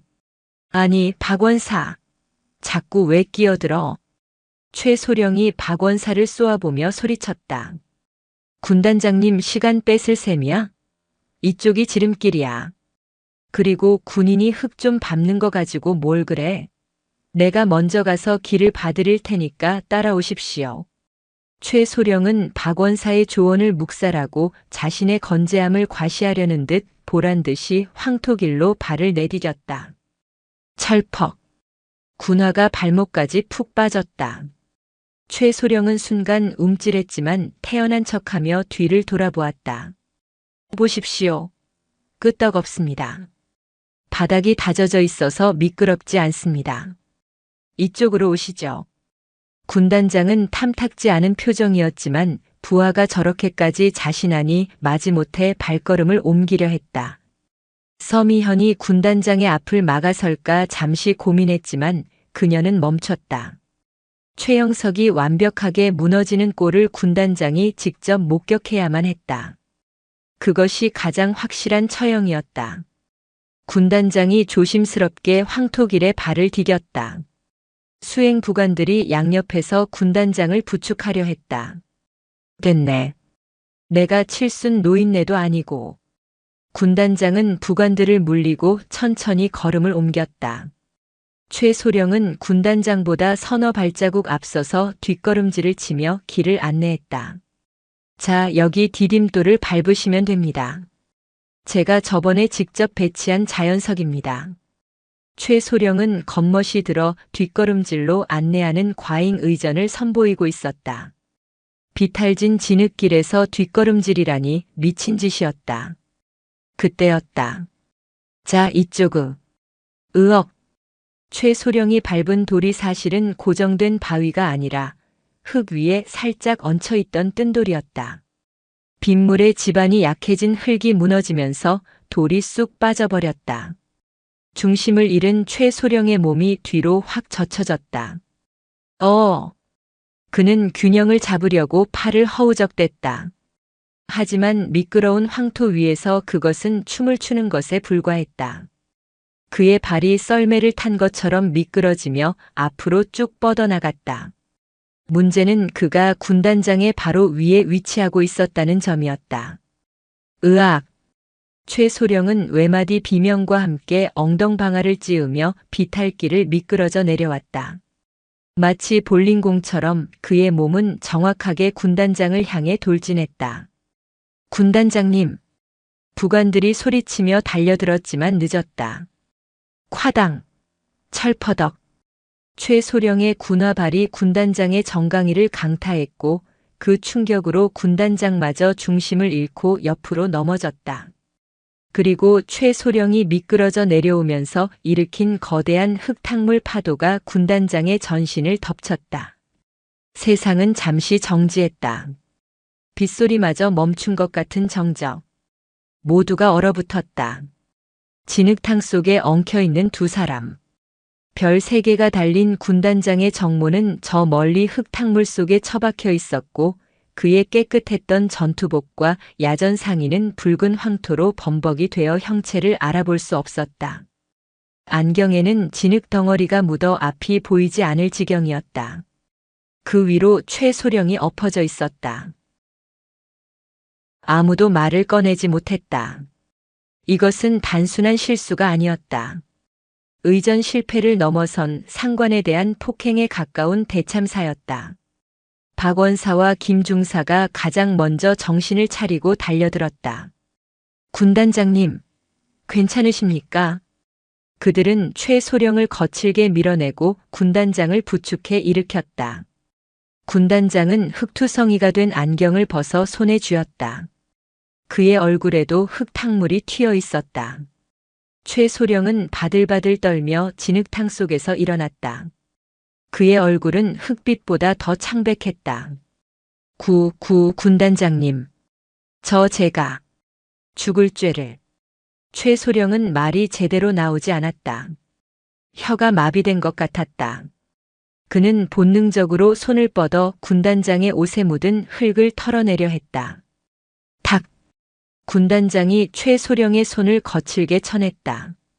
짝소리가 빗소리를 뚫고 울려 퍼졌다. 손대지 마라. 군단장의 목소리는 낮았지만 그 어떤 천둥 소리보다 무거웠다.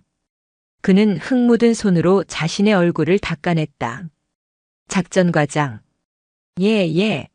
군단장님. 이게 자네가 말한 사색의 길인가? 아주 깊은 사색에 잠기게 해주는군. 내군 생활 40년 만에 부하가 걷어차서 진흙탕에 구른 건 처음이야. 잘못했습니다. 면목 없습니다. 미끄러질 줄은 정말 몰랐습니다. 최소령은 울먹이며 무릎을 꿇었다. 진흙탕 속에 무릎이 잠겼다. 그때 서미현이 천천히 다가왔다. 그녀는 우산을 쓰고 있었지만 군단장에게 씌워주기 위해 우산을 접어 부관에게 넘기고 비를 맞으며 군단장 앞에 섰다. 그리고 차가운 눈으로 바닥에 엎드린 최소령을 내려다보았다. 일어나. 서미현의 목소리는 서리빨 같았다. 여단장님. 일어나라고 했네. 군인이 흙 좀 묻었다고 무릎 꿇고 비는 건가? 자네가 그러고도 장교야? 최소령은 비틀거리는 다리로 간신히 일어섰다. 내가 경고했지. 계급이 깡패가 아니라 실력이 깡패라고. 자네의 그 오만함과 아집이 오늘 이 사달을 낸 거야. 박 원사가 가지 말자고 했을 때 듣지 그랬나. 서미현은 최소령의 가슴팍 작전과장 약장을 손가락으로 톡 쳤다. 자네는 오늘부로 작전과장 직무 정지야. 내 눈앞에서 사라져. 당장. 여단장님 한 번만 기회를. 끌어내. 이번에는 군단장이었다. 군단장은 더 이상 최소령의 꼴을 보고 싶지 않다는 듯 고개를 돌렸다. 헌병들이 달려와 최소령의 양팔을 붙잡았다. 군단장님, 여단장님, 제가 실수한 겁니다. 이건 사고입니다. 억울합니다. 최소령은 끌려가면서도 비명을 질렀다. 끝까지 자신의 잘못을 인정하지 않는 추한 모습이었다. 그 소리가 빗소리에 묻혀 멀어질 때까지 아무도 그를 동정하지 않았다. 군단장은 흙투성이가 된 옷을 털며 깊은 한숨을 쉬었다. 여단장. 예. 옷 버렸으니 갈아입고 와야겠네. 그리고 군단장은 곁에 서 있던 박원사를 바라보았다. 박원사는 자신의 손수건을 꺼내 군단장의 손을 닦아주고 있었다. 주임원사. 예, 군단장님. 자네가 아까 우회하자고 했었지? 예, 그렇습니다. 장교보다 부사관의 눈이 더 정확했군. 미안하네. 자네 말을 들었어야 했는데. 군단장의 사과에 박원사는 당황하여 고개를 숙였다. 아닙니다, 군단장님. 제가 더 강하게 만류하지 못한 탓입니다. 아니야. 자네는 할 일을 다 했어. 군단장은 서미현을 보며 씁쓸하게 웃었다. 서준장. 자네 부대에는 썩은 사과가 하나 있었지만 그 옆에는 아주 튼튼한 뿌리들이 있었구만. 오늘 행사는 망쳤지만 진짜 중요한 건 확인했네. 감사합니다. 서미현은 비에 젖은 채로 완벽한 경례를 올렸다. 빗물이 그녀의 얼굴을 타고 흘러내렸지만 그녀의 눈빛은 그 어느 때보다 빛나고 있었다. 흙탕물 속에서 뒹군 별. 하지만 그 사건은 가짜 별을 씻어내고 진짜 별들이 누구인지 드러내는 계기가 되었다. 최영석 소령의 파멸은 이제 시작에 불과했다. 폭우가 휩쓸고 지나간 자리는 참혹했지만 동시에 명료했다. 흙탕물은 가짜와 진짜를 구분해주는 현상핵과도 같았다. 군단장이 씻고 옷을 갈아입는 동안 제7보병여단 본청은 쥐 죽은 듯 조용했다. 복도를 오가는 간부들은 발소리조차 내지 않으려 조심했고 행정병들은 숨소리도 크게 내지 못했다. 오직 빗소리만이 창문을 때리며 계속될 뿐이었다. 1시간 뒤 여단장실. 군단장은 빌려 입은 여단 체육복 차림으로 소파에 앉아 있었다. 따뜻한 녹차 한 잔이 그의 온몸을 녹이고 있었다. 맞은편에는 서미현 준장과 박철순 원사가 앉아 있었다. 여단장. 예, 군단장님. 불편하신 데는 없으십니까? 몸은 괜찮아. 내 자존심이 좀 다쳐서 그렇지. 군단장은 씁쓸하게 웃으며 찻잔을 내려놓았다. 오늘 일은 단순한 해프닝이 아니야. 지휘관의 오판과 독선이 부대를 어떻게 망치는지 보여주는 아주 교과서적인 사례지. 만약 저게 훈련이 아니라 실전이었다면 어땠겠나? 내 목숨 하나로 안 끝났을 거야. 여단 전체가 몰살당했을 수도 있어. 명심하겠습니다. 지휘 책임은 전적으로 제게 있습니다. 어떠한 처분도 달게 받겠습니다. 서미현이 고개를 숙였다. 하지만 군단장은 손을 저었다. 아니, 자네 잘못이 아니란 건 내가 알아. 자네가 부임한 지 얼마 안 됐고 그 작전과장이란 작자가 전임 여단장 시절부터 아주 기고만장했다고 들었네. 내 눈과 귀가 멀지 않았어. 군단장의 시선이 박원사에게로 향했다. 박원사. 예, 군단장님. 자네와 부사관들이 아니었으면 나는 오늘 병원에 실려갔을지도 몰라. 그 찰나의 순간에 고무 매트를 깔 생각을 어떻게 했나? 여단장님께서 미리 지시하셨습니다. 만약의 사태를 대비하라고 하셨기에 저희는 따랐을 뿐입니다. 박원사는 공을 서미현에게 돌렸다. 서미현은 박원사를 보며 미소 지었다. 서로를 챙기는 진정한 전우애였다. 허허, 둘 다 겸손하군. 좋아. 이번 일은 전화위복으로 삼겠네. 작전과장 최영석 소령은 오늘부로 보직 해임이야. 그리고 사단 헌병대와 감찰부의 지시에서 정밀 조사를 진행하게. 단순히 능력 부족인지 아니면 다른 비위 사실이 있는지도 낱낱이 파헤쳐. 군단장의 눈빛이 매섭게 변했다. 내 옷에 흙탕물을 튀긴 죄는 묻지 않겠네. 하지만 군인으로서 기본을 망각하고 부하들을 사지로 내몬 죄는 엄중히 물을 거야. 서 장군, 자네가 칼자루를 쥐게. 내 이름 팔아서라도 썩은 살은 확실하게 도려내. 알겠습니다. 제가 직접 집도하겠습니다. 서미현의 대답에 군단장은 만족스러운 듯 고개를 끄덕이고 자리에서 일어났다. 군단장이 떠나고 서미현은 즉시 감찰부를 소집했다. 하지만 그녀는 감찰부장에게만 맡겨두지 않았다. 그녀는 707 시절 정보장교로 근무했던 경험을 살려 직접 조사팀을 꾸렸다. 팀원은 박원사와 김중사 그리고 군수 담당관이었다. 지금부터 우리는 최영석 소령의 군생활 15년을 털어볼 겁니다. 먼지 하나라도 놓치지 마세요. 여단장실 옆 소회의실, 서류 더미 속에 파묻힌 서미현이 말했다. 여단장님, 여기 좀 보십시오. 군수 담당관이 장부 하나를 들고 왔다. 그의 손가락이 가리키는 곳에는 부대 환경 개선비라는 항목이 있었다. 이번에 최 소령이 진행한 화단 도색 작업과 헬기장 카펫 설치 비용입니다. 그런데 자금 출처가 이상합니다. 어디서 났지? 병사들 복지기금에서 전용했습니다. 원래는 생활관 제습기 교체와 독서, 카페 도서 구매용으로 책정된 예산입니다. 이걸 긴급시설 보수비라는 명목으로 멋대로 끌어다 썼습니다. 서미현의 눈썹이 꿈틀했다. 병사들 습기 찬 곳에서 재우고 곰팡이 핀 책 읽게 하면서 자기 치적 쌓는데 돈을 썼다. 금액은? 도합 500만 원입니다. 그런데 군수 담당관이 머뭇거렸다. 말씀하세요. 영수증이 가짜입니다. 페인트 가게와 카펫 업체에서 발행한 간이 영수증인데 사업자 등록 번호를 조회해 보니 폐업한 지 3년 된 식당으로 나옵니다. 그리고 실제 자재 단가를 비교해 보니 최 소령이 청구한 금액의 절반도 안 됩니다. 즉 반은 자기가 꿀꺽했다는 소리군. 서미현은 차갑게 웃었다. 횡령이었다. 그것도 아주 질이 나쁜. 그리고 이것도 있습니다. 이번에는 김중사가 녹음기 하나를 꺼냈다.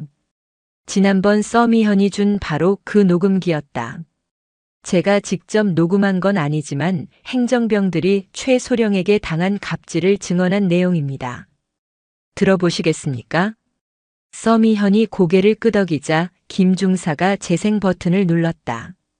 치지직거리는 잡음 섞인 소리 속에서 최 소령의 목소리가 들려왔다. 야, 너네 집 잘 산다며? 이번에 휴가 나갔다 올 때 양주 하나 사와. 발렌타인 30년 산으로. 안 사오면 휴가증 자른다. 알았지? 이건 뇌물이 아니라 정이야, 정. 그리고 내 논문 번역 알바 좀 구해봐. 내가 영문과잖아. 내가 해주면 더 좋고. 공짜로 해주는 게 군 생활 편하게 하는 길이다. 녹음 파일이 하나씩 재생될 때마다 박원사의 얼굴은 붉어졌고 서미현의 눈빛은 차갑게 식어갔다. 주류 강요 사적 업무 지시, 폭언, 인격 모독. 최형석 소령은 군복을 입은 조폭이나 다름없었다. 이 정도면 파면감입니다. 하지만 아직 부족해. 서미현은 책상을 두드렸다. 이 인간 육사 출신이라는 거 하나 믿고 여기까지 왔어. 분명 뒤를 봐주는 선배나 동기들이 있을 겁니다. 우리가 이걸 터뜨렸을 때 관행이었다라거나 장교 길들이기라고 역공을 당할 수도 있어. 꼼짝 못할 한 방이 더 필요해. 그때 박 원사가 조심스럽게 입을 열었다. 여단장님, 혹시 GOP 소초 난방유 사건 기억하십니까? 난방유 사건? 작년 겨울 GOP 소초 보일러 기름이 부족해서 병사들이 냉방에서 잤던 일이 있었습니다. 그때 최소령이 병사들이 기름을 낭비해서 그렇다며 징계를 내렸었죠. 그런데 제가 당시 유류 수불 대장을 확인했을 때 들어온 양과 나간 양이 맞지 않았습니다. 서미현의 눈이 번뜩였다. 기름을 빼돌렸다. 심증은 있는데 물증이 없어서 덮어뒀던 건입니다. 최소령이 당시 보급관을 엄청나게 닥달해서 장부를 조작하게 했다는 소문이 있었습니다.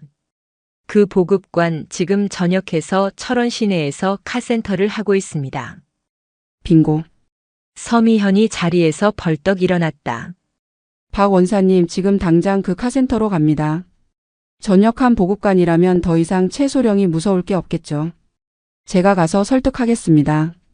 서미현은 외투를 집어들었다. 그녀의 등 뒤로 정의의 여신과도 같은 비장함이 서려 있었다. 최영석. 내가 병사들 춥게 만든 죄 아주 뜨겁게 돌려주마. 철원 시내의 한 허름한 카센터. 기름때 묻은 작업복을 입은 사내가 타이어를 교체하고 있었다. 전역한 지 1년 된 전직 중사였다. 가게 문이 열리고 정복 차림의 장군이 들어오자 사내는 들고 있던 렌치를 떨어뜨렸다. 여단장님? 서미현은 부드럽게 웃으며 그에게 다가갔다. 전역하고 열심히 사는 모습이 보기 좋습니다. 잠시 이야기 좀 할 수 있을까요? 사내는 긴장한 표정으로 커피를 타왔다. 좁은 사무실, 기름 냄새 섞인 공기 속에서 서미현은 단도직입적으로 물었다. 작년 GOP 난방유 최소령이 시켜서 빼돌린 거 맞습니까? 사내의 손이 떨렸다. 그건 이미 다 끝난 일입니다. 저는 모릅니다. 끝나지 않았습니다. 최소령은 여전히 부대에서 왕 노릇을 하며 병사들을 괴롭히고 있습니다. 당신이 덮어준 죄 때문에 또 다른 피해자가 나오고 있습니다. 서미현은 김 중사의 녹음기를 틀어주었다. 후배 부사관들이 당하는 모욕적인 언사를 듣던 사내의 표정이 일그러졌다. 도와주십시오. 당신의 증언이 필요합니다. 처벌은 받지 않게 해주겠습니다. 내부 고발자 보호 프로그램으로 막아드리겠습니다. 제 명예를 걸고 약속합니다. 사내는 한참을 고뇌하다가 깊은 한숨을 내쉬며 서랍 깊숙한 곳에서 낡은 수첩 하나를 꺼냈다. 이걸 쓰게 될 날이 올 줄 알았습니다.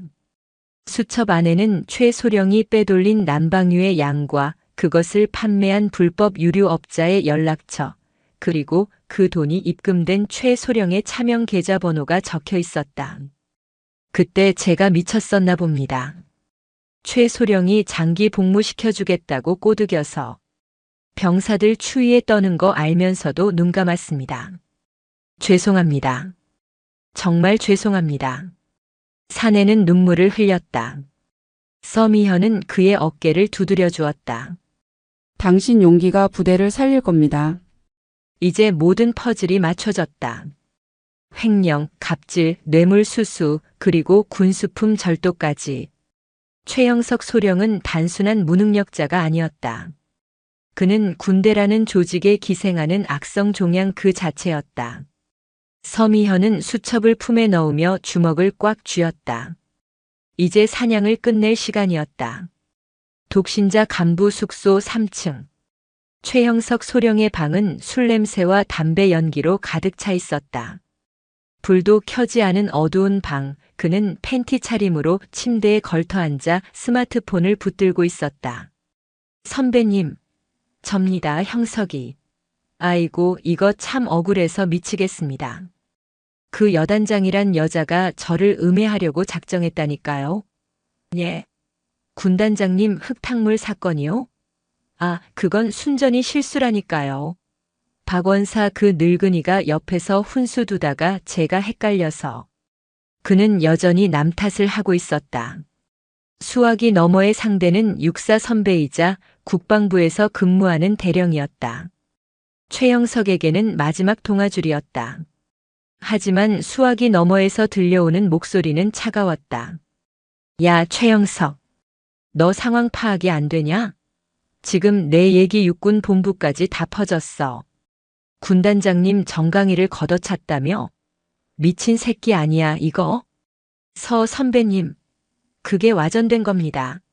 제가 걷어찬 게 아니라 미끄러지면서. 시끄러워. 그리고 너 감찰 조사 들어갔다며? 나한테 전화하지 마. 너랑 엮였다가 나까지 똥물 튈라. 끊어. 전화가 끊겼다. 최영석은 허망한 표정으로 휴대폰을 바라보았다. 에이, 비겁한 새끼들. 내가 밥 사고 술 살 때는 좋다고 받아 처먹더니. 그는 휴대폰을 벽에 집어 던졌다. 액정이 박살나며 파편이 튀었다. 그는 머리를 감싸쥐었다. 불안했다. 단순히 보직 해임으로 끝날 일이 아니라는 직감이 들었다. 징계위원회는 내일이었다. 그래, 증거. 증거가 없으면 돼. 다들 심증만 있지 물증은 없잖아. 그는 비틀거리는 몸을 일으켜 옷을 주워 입었다. 작전과 사무실에 두고 온 개인 노트북과 비밀 장부가 생각났다. 거기에 자신의 모든 비리가 담겨 있었다. 그걸 없애야 했다. 그는 몰래 숙소를 빠져나와 여단 본청으로 향했다. 밤 12시가 넘은 시각 본청은 고요했다. 그는 당직 사령의 눈을 피해 뒷문으로 들어갔다. 작전과장실 앞에 도착한 그는 조심스럽게 문고리를 돌렸다. 철컥. 문은 잠겨 있었다.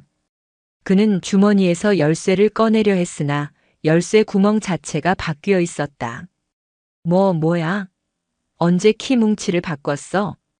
당황한 그가 문을 흔들려는 찰나 등 뒤에서 서늘한 목소리가 들려왔다. 늦었네, 최소령. 최영석은 심장이 멎는 줄 알았다. 천천히 뒤를 돌자 복도 끝 어둠 속에서 서미현 준장이 걸어 나오고 있었다. 그녀의 뒤에는 헌병 2명이 버티고 서 있었다. 여단장님, 여긴 어쩐 일로? 자네야말로 보직 해임된 사람이 여기는 왜 왔나? 증거 인멸이라도 하러 왔나? 서미현은 손에 든 비닐팩을 흔들어 보였다. 그 안에는 최영석이 찾던 비밀 장부가 들어 있었다. 이걸 찾나? 최영석의 눈이 뒤집혔다. 그거 제 겁니다. 개인 물품입니다. 함부로 손대시면 사생활 침해입니다. 그는 서미현에게 달려들어 USB를 뺏으려 했다. 하지만 서미현은 가볍게 몸을 피하며 그의 발을 걸었다. 콰당. 최영석은 꼴사납게 복도 바닥에 처박혔다. 사생활? 여기에 자네가 횡령한 공금 내역이랑 남방유 팔아먹은 장부가 들어있는데 그게 사생활인가? 범죄 증거지. 최영석은 엎드린 채 고개를 들었다. 그의 눈에 도끼가 서렸다. 조작입니다. 박원사 그 늙은이랑 김중사가 짠 겁니다. 저는 억울합니다. 제가 육사 출신이라서 비육사 출신들이 똘똘 뭉쳐서 왕따 시키는 거라고요. 끝까지 추악했다. 서미현은 헌병들에게 눈짓했다. 일으켜 세워. 헌병들이 최영석의 양팔을 결박했다. 조작? 자네가 팔아먹은 남방유 산업자가 다 불었어. 그리고 자네 차명 계좌 내역도 확보했고. 자네가 병사들 죽게 만들어서 번 돈으로 산 그 고급 세단 이제 압류될 거야. 최영석의 다리가 후들거렸다. 이제 빠져나갈 구멍이 없었다. 여단장님, 한 번만 봐주십시오. 제가 잘못했습니다. 옷만은 벗지 않게 해주십시오. 저 처자식도 있고 연금도 받아야 하고 방금 전까지 악을 쓰던 인간이 순식간에 비굴해졌다. 서미현은 그 모습에 구역질이 났다. 처자식 있는 사람이 남의 집 귀한 아들들은 왜 그렇게 괴롭혔나? 그 병사들도 누군가의 소중한 자식들이야. 자네 욕심 채우려고 그 아이들 밥 굶기고 얼어 죽게 만들 뻔했어. 서미현은 최영석의 얼굴 가까이 다가가 차갑게 속삭였다. 내일 징계위원회는 그냥 형식적인 절차가 될 거야. 자네는 이미 군사법원에 회부되기로 결정됐거든. 횡령, 절도, 뇌물수수, 직권남용. 형량이 꽤 나올걸. 감옥에서 콩밥 먹으면서 사색 좀 하게. 자네가 좋아하던 그 사색의 길보다는 훨씬 환경이 좋을 거야. 아, 안 돼. 안 돼. 최영석이 발버둥 쳤지만 헌병들의 악력을 당해낼 수는 없었다. 끌고 가. 영창에 쳐넣어. 최영석은 짐승처럼 울부짖으며 끌려갔다. 서미현, 내가 나한테 이럴 수 있어? 두고 봐. 내가 가만 안 둬. 으악. 복도에 그의 비명만이 메아리 쳤다. 서미현은 그가 사라진 곳을 한참이나 응시했다. 그때 어둠 속에서 박원사가 걸어 나왔다. 고생하셨습니다, 여단장님. 박 원사님도요. 이걸로 큰 산은 넘었네요. 속이 다 시원합니다. 10년 묵은 체증이 내려가는 것 같습니다. 박원사의 표정은 밝았다. 하지만 서미현의 표정은 여전히 진지했다. 아직 끝난 게 아닙니다. 최소령이 망가뜨린 시스템을 복구해야죠. 병사들 난방부터 챙기세요. 그리고 내일 아침 식사 아주 따뜻하고 맛있는 걸로 준비하라고 취사반에 전해주세요.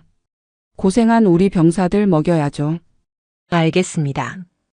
여단장님 정말 감사합니다. 박원사가 진심을 담아 격려했다. 필승. 서미현도 마주 격려했다. 필승. 가서 주무세요. 내일은 해가 뜰 겁니다. 서미현은 창밖을 바라보았다. 밤새 내리던 비가 그치고 구름 사이로 희미하게 달빛이 비치고 있었다.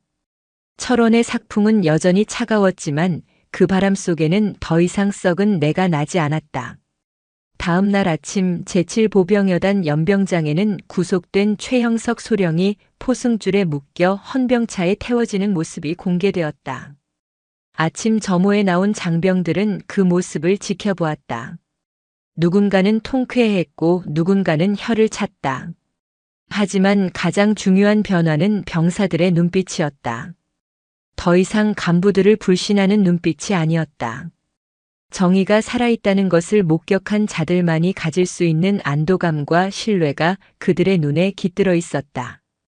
헌병차가 위병소를 빠져나가자 서미현은 방송 마이크를 잡았다.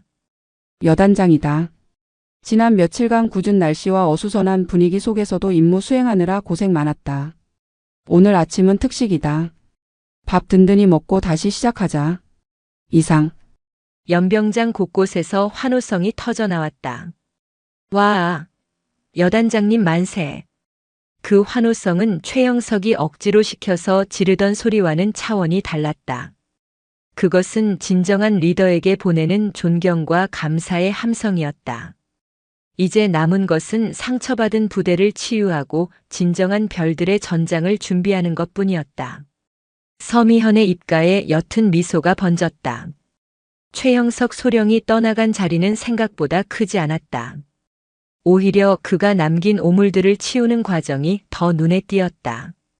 일주일 뒤 보통 군사법원의 판결이 내려졌다. 혐의는 업무상 횡령, 군용물 절도, 직권 남용 권리 행사 방해, 그리고 상관 모욕. 죄질이 매우 불량하다는 판결문과 함께 그는 징역 3년의 실형을 선고받았다. 당연히 군복을 벗게 되었고 불명예 전역 처리되어 군인 연금 수령 자격도 박탈당했다. 그가 그토록 목을 매던 출세와 돈은 신기루처럼 사라졌고 남은 것은 차디찬 감옥의 독방뿐이었다. 판결 소식이 여단에 전해지던 날 서미현 준장은 전 간부를 대회의실로 소집했다. 공기는 무거웠지만 예전에 숨막히던 공포 분위기와는 달랐다.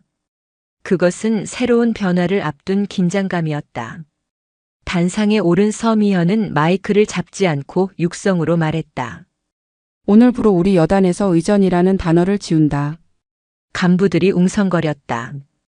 군대에서 의전을 없앤다니 파격적인 선언이었다. 상관에게 잘 보이기 위해 페인트 칠을 하고 꽃을 심고 쓰지도 않을 카펫을 까는 행위. 그 모든 것이 전투력 낭비다.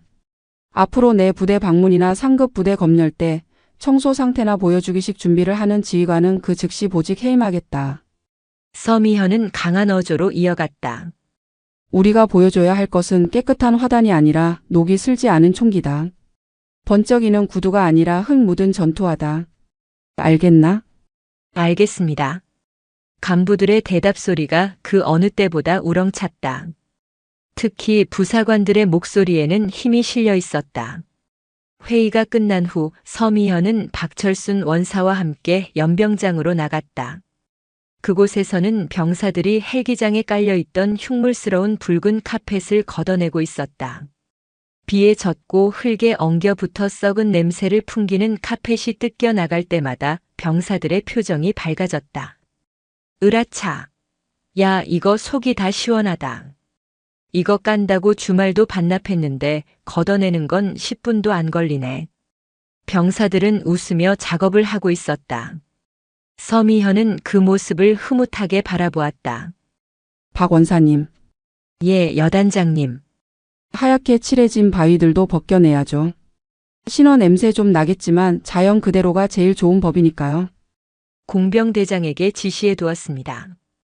오늘 중으로 전부 원상복구 될 겁니다.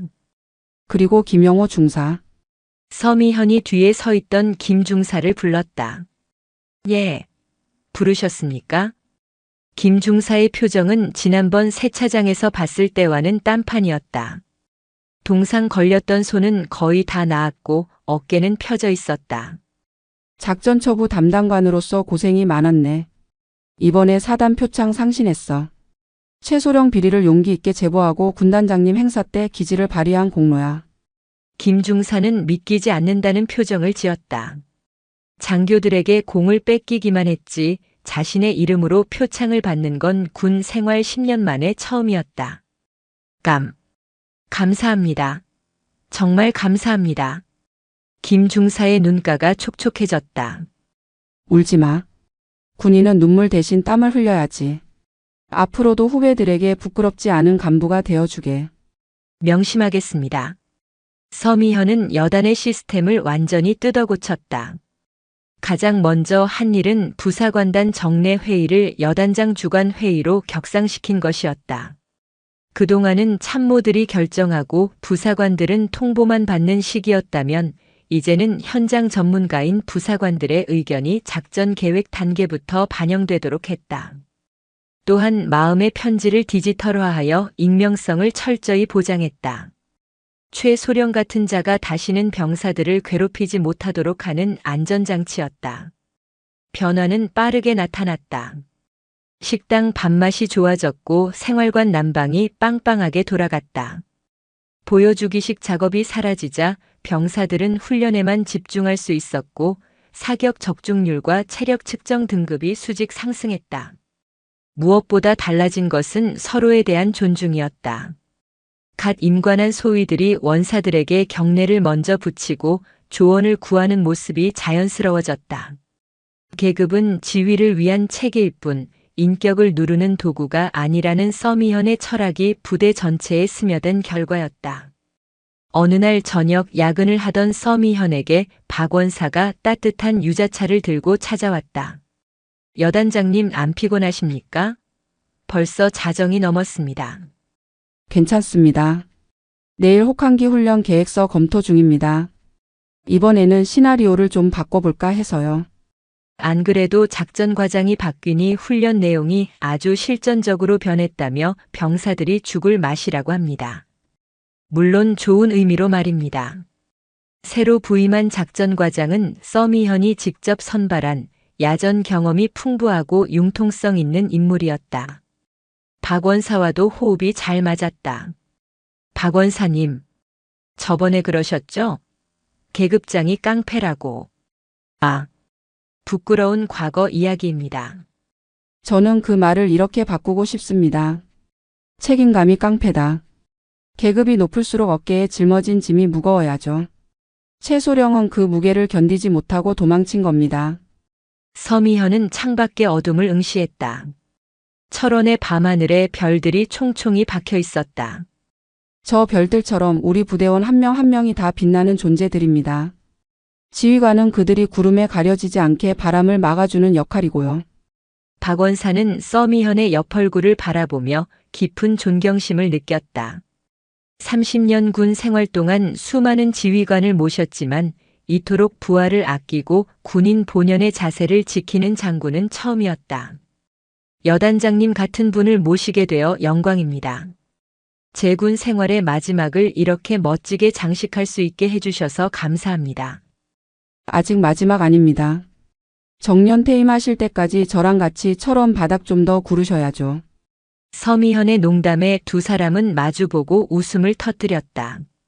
철원의 삭풍이 창문을 덜컹거렸지만 방 안은 훈훈한 온기로 가득했다. 그것은 사람 냄새 나는 진짜 군대의 온기였다. 시간은 흘러 계절이 바뀌었다. 살을 애는 듯한 철원의 겨울바람이 물러가고 그 자리에 따스한 봄 기운이 찾아왔다. 한탄강 얼음이 녹아 힘차게 흐르고 잿빛이었던 제7보병여단 뒷산에는 진달래가 붉게 피어올랐다. 최형석 소령이 망쳐놓았던 헬기장은 이제 단단하게 다져진 흙바닥 위로 파릇파릇한 잔디가 돋아나 있었다. 인위적인 붉은 카펫보다 훨씬 아름답고 생동감 넘치는 천연의 카펫이었다. 오늘은 특별한 날이었다. 박철순 원사의 정년 퇴임식이 있는 날이자 군단장이 다시 부대를 방문하는 날이었다. 지난번 방문 때 진흙탕에 굴렀던 악몽 같은 기억이 있었지만 군단장은 약속을 지키기 위해 다시 헬기를 타고 왔다. 두두두두두. UH-60 헬기가 흙바닥에 사뿐히 내려앉았다. 이번에는 붉은 카펫도 억지로 칠한 하얀 바위도 없었다. 하지만 헬기에서 내린 군단장의 표정은 그 어느 때보다 밝았다. 필승. 군단장님 방문을 환영합니다. 서미현 준장이 깔끔한 전투복 차림으로 격례했다. 옆에는 정복을 차려입은 박철순 원사가 서 있었다. 허허 서장군. 오늘은 비가 안 와서 다행이구만. 군단장은 농담을 던지며 박원사에게 손을 내밀었다. 박원사, 오늘이 마지막 날이라지.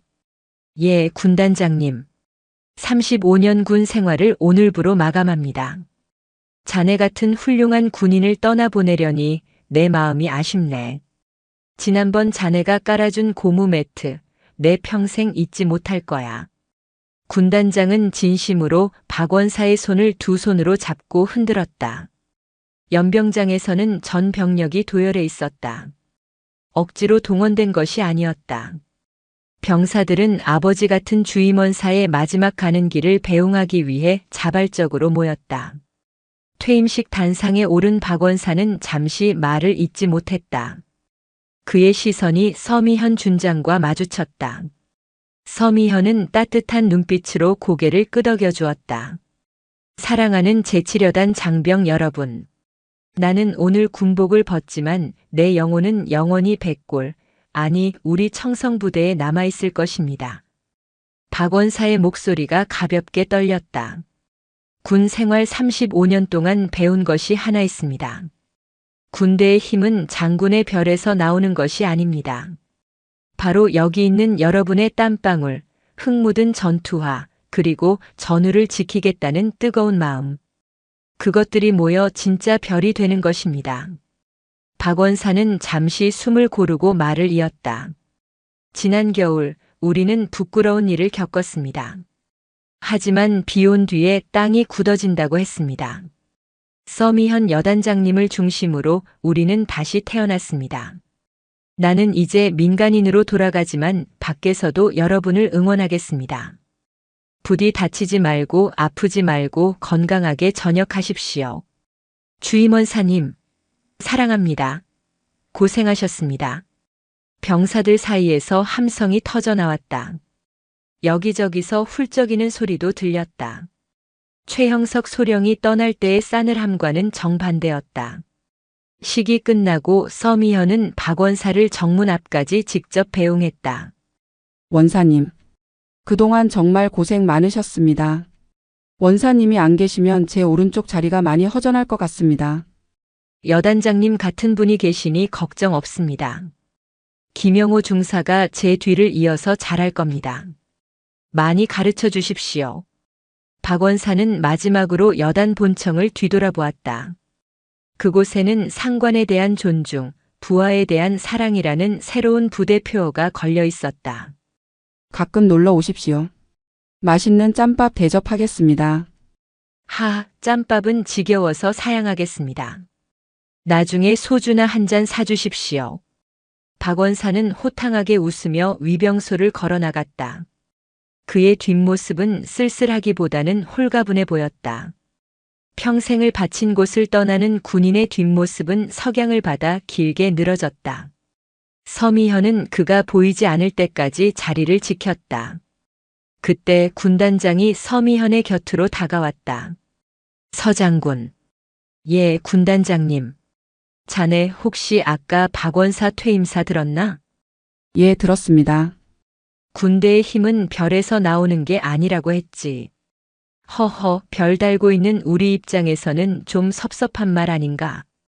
군단장이 짓궂게 물었다. 서미현은 미소 지으며 대답했다. 아닙니다. 지당하신 말씀입니다. 저희 어깨에 있는 별은 그들이 빛날 수 있도록 비춰주는 반사판일 뿐입니다. 진짜 별은 저 병사들의 눈 속에 있습니다. 군단장은 서미현을 지그시 바라보았다. 자네 참 마음에 들어. 육군 최연소 여성 장군이라는 타이틀이 아깝지 않아. 앞으로가 더 기대되는군. 군단장은 만족스러운 듯 고개를 끄덕이며 헬기에 올랐다. 안녕히 가십시오. 필승. 헬기가 바람을 일으키며 떠올랐다. 이번에는 흙먼지가 날리지 않았다. 잘 가꿔진 잔디가 바람을 잡아주었기 때문이다. 모든 행사가 끝나고 서미현은 다시 집무실로 돌아왔다. 책상 위에는 서류 더미가 쌓여 있었지만 그녀는 피곤하지 않았다. 창문을 열자 봄바람이 들어왔다. 연병장에서는 병사들이 족구를 하며 뛰어놀고 있었다. 그들의 웃음소리가 집무실까지 들려왔다. 최영석 소령이 지배하던 시절에는 상상도 할 수 없었던 평화로운 풍경이었다. 똑똑. 김영호 중사, 아니 이제는 상사 진급을 앞둔 김 중사가 들어왔다. 여단장님, 커피 한 잔 타드릴까요? 아니, 오늘은 커피 말고 다른 게 당기는데. 예. 어떤 거 말씀입니까? 시원한 보리차. 박 원사님이 끓여주시던 그 맛으로. 김 중사는 빙긋 웃으며 대답했다. 알겠습니다. 주전자에 끓여서 가져오겠습니다. 김 중사가 나가고 서미현은 의자에 깊게 몸을 기댔다. 부사관의 딸로 태어나 707을 거쳐 장군이 되기까지 수많은 전장을 누볐지만 이곳 철원에서의 지난 겨울은 그녀에게 가장 치열하고도 보람찬 전장이었다. 그녀는 책상 한편에 놓인 아버지의 낡은 사진을 어루만졌다. 아버지 보고 계시죠? 제가 아버지 후배들 그리고 제 부하들 지켜냈습니다. 사진 속의 아버지가 환하게 웃고 있는 것 같았다. 철원의 봄은 짧다. 곧 무더운 여름이 오고 또다시 혹독한 겨울이 찾아올 것이다. 하지만 서미현은 두렵지 않았다. 그녀의 곁에는 계급장이 아닌 뜨거운 심장으로 뭉친 진짜 전우들이 함께하고 있었으니까. 이곳은 별들의 전장이다. 하지만 하늘에 떠 있는 별들만의 전장이 아니라 땅 위에서 묵묵히 자신의 자리를 지키는 수만 개의 작은 별들이 함께 빛나는 곳이다. 서미현은 다시 펜을 잡았다. 그녀가 써 내려가는 명령서에는 권위가 아닌 책임이, 명령이 아닌 배려가 담겨 있었다. 자, 다시 시작해볼까? 그녀의 눈빛이 봄 햇살처럼 그러나 여전히 날카로운 장군의 기백을 담아 빛났다.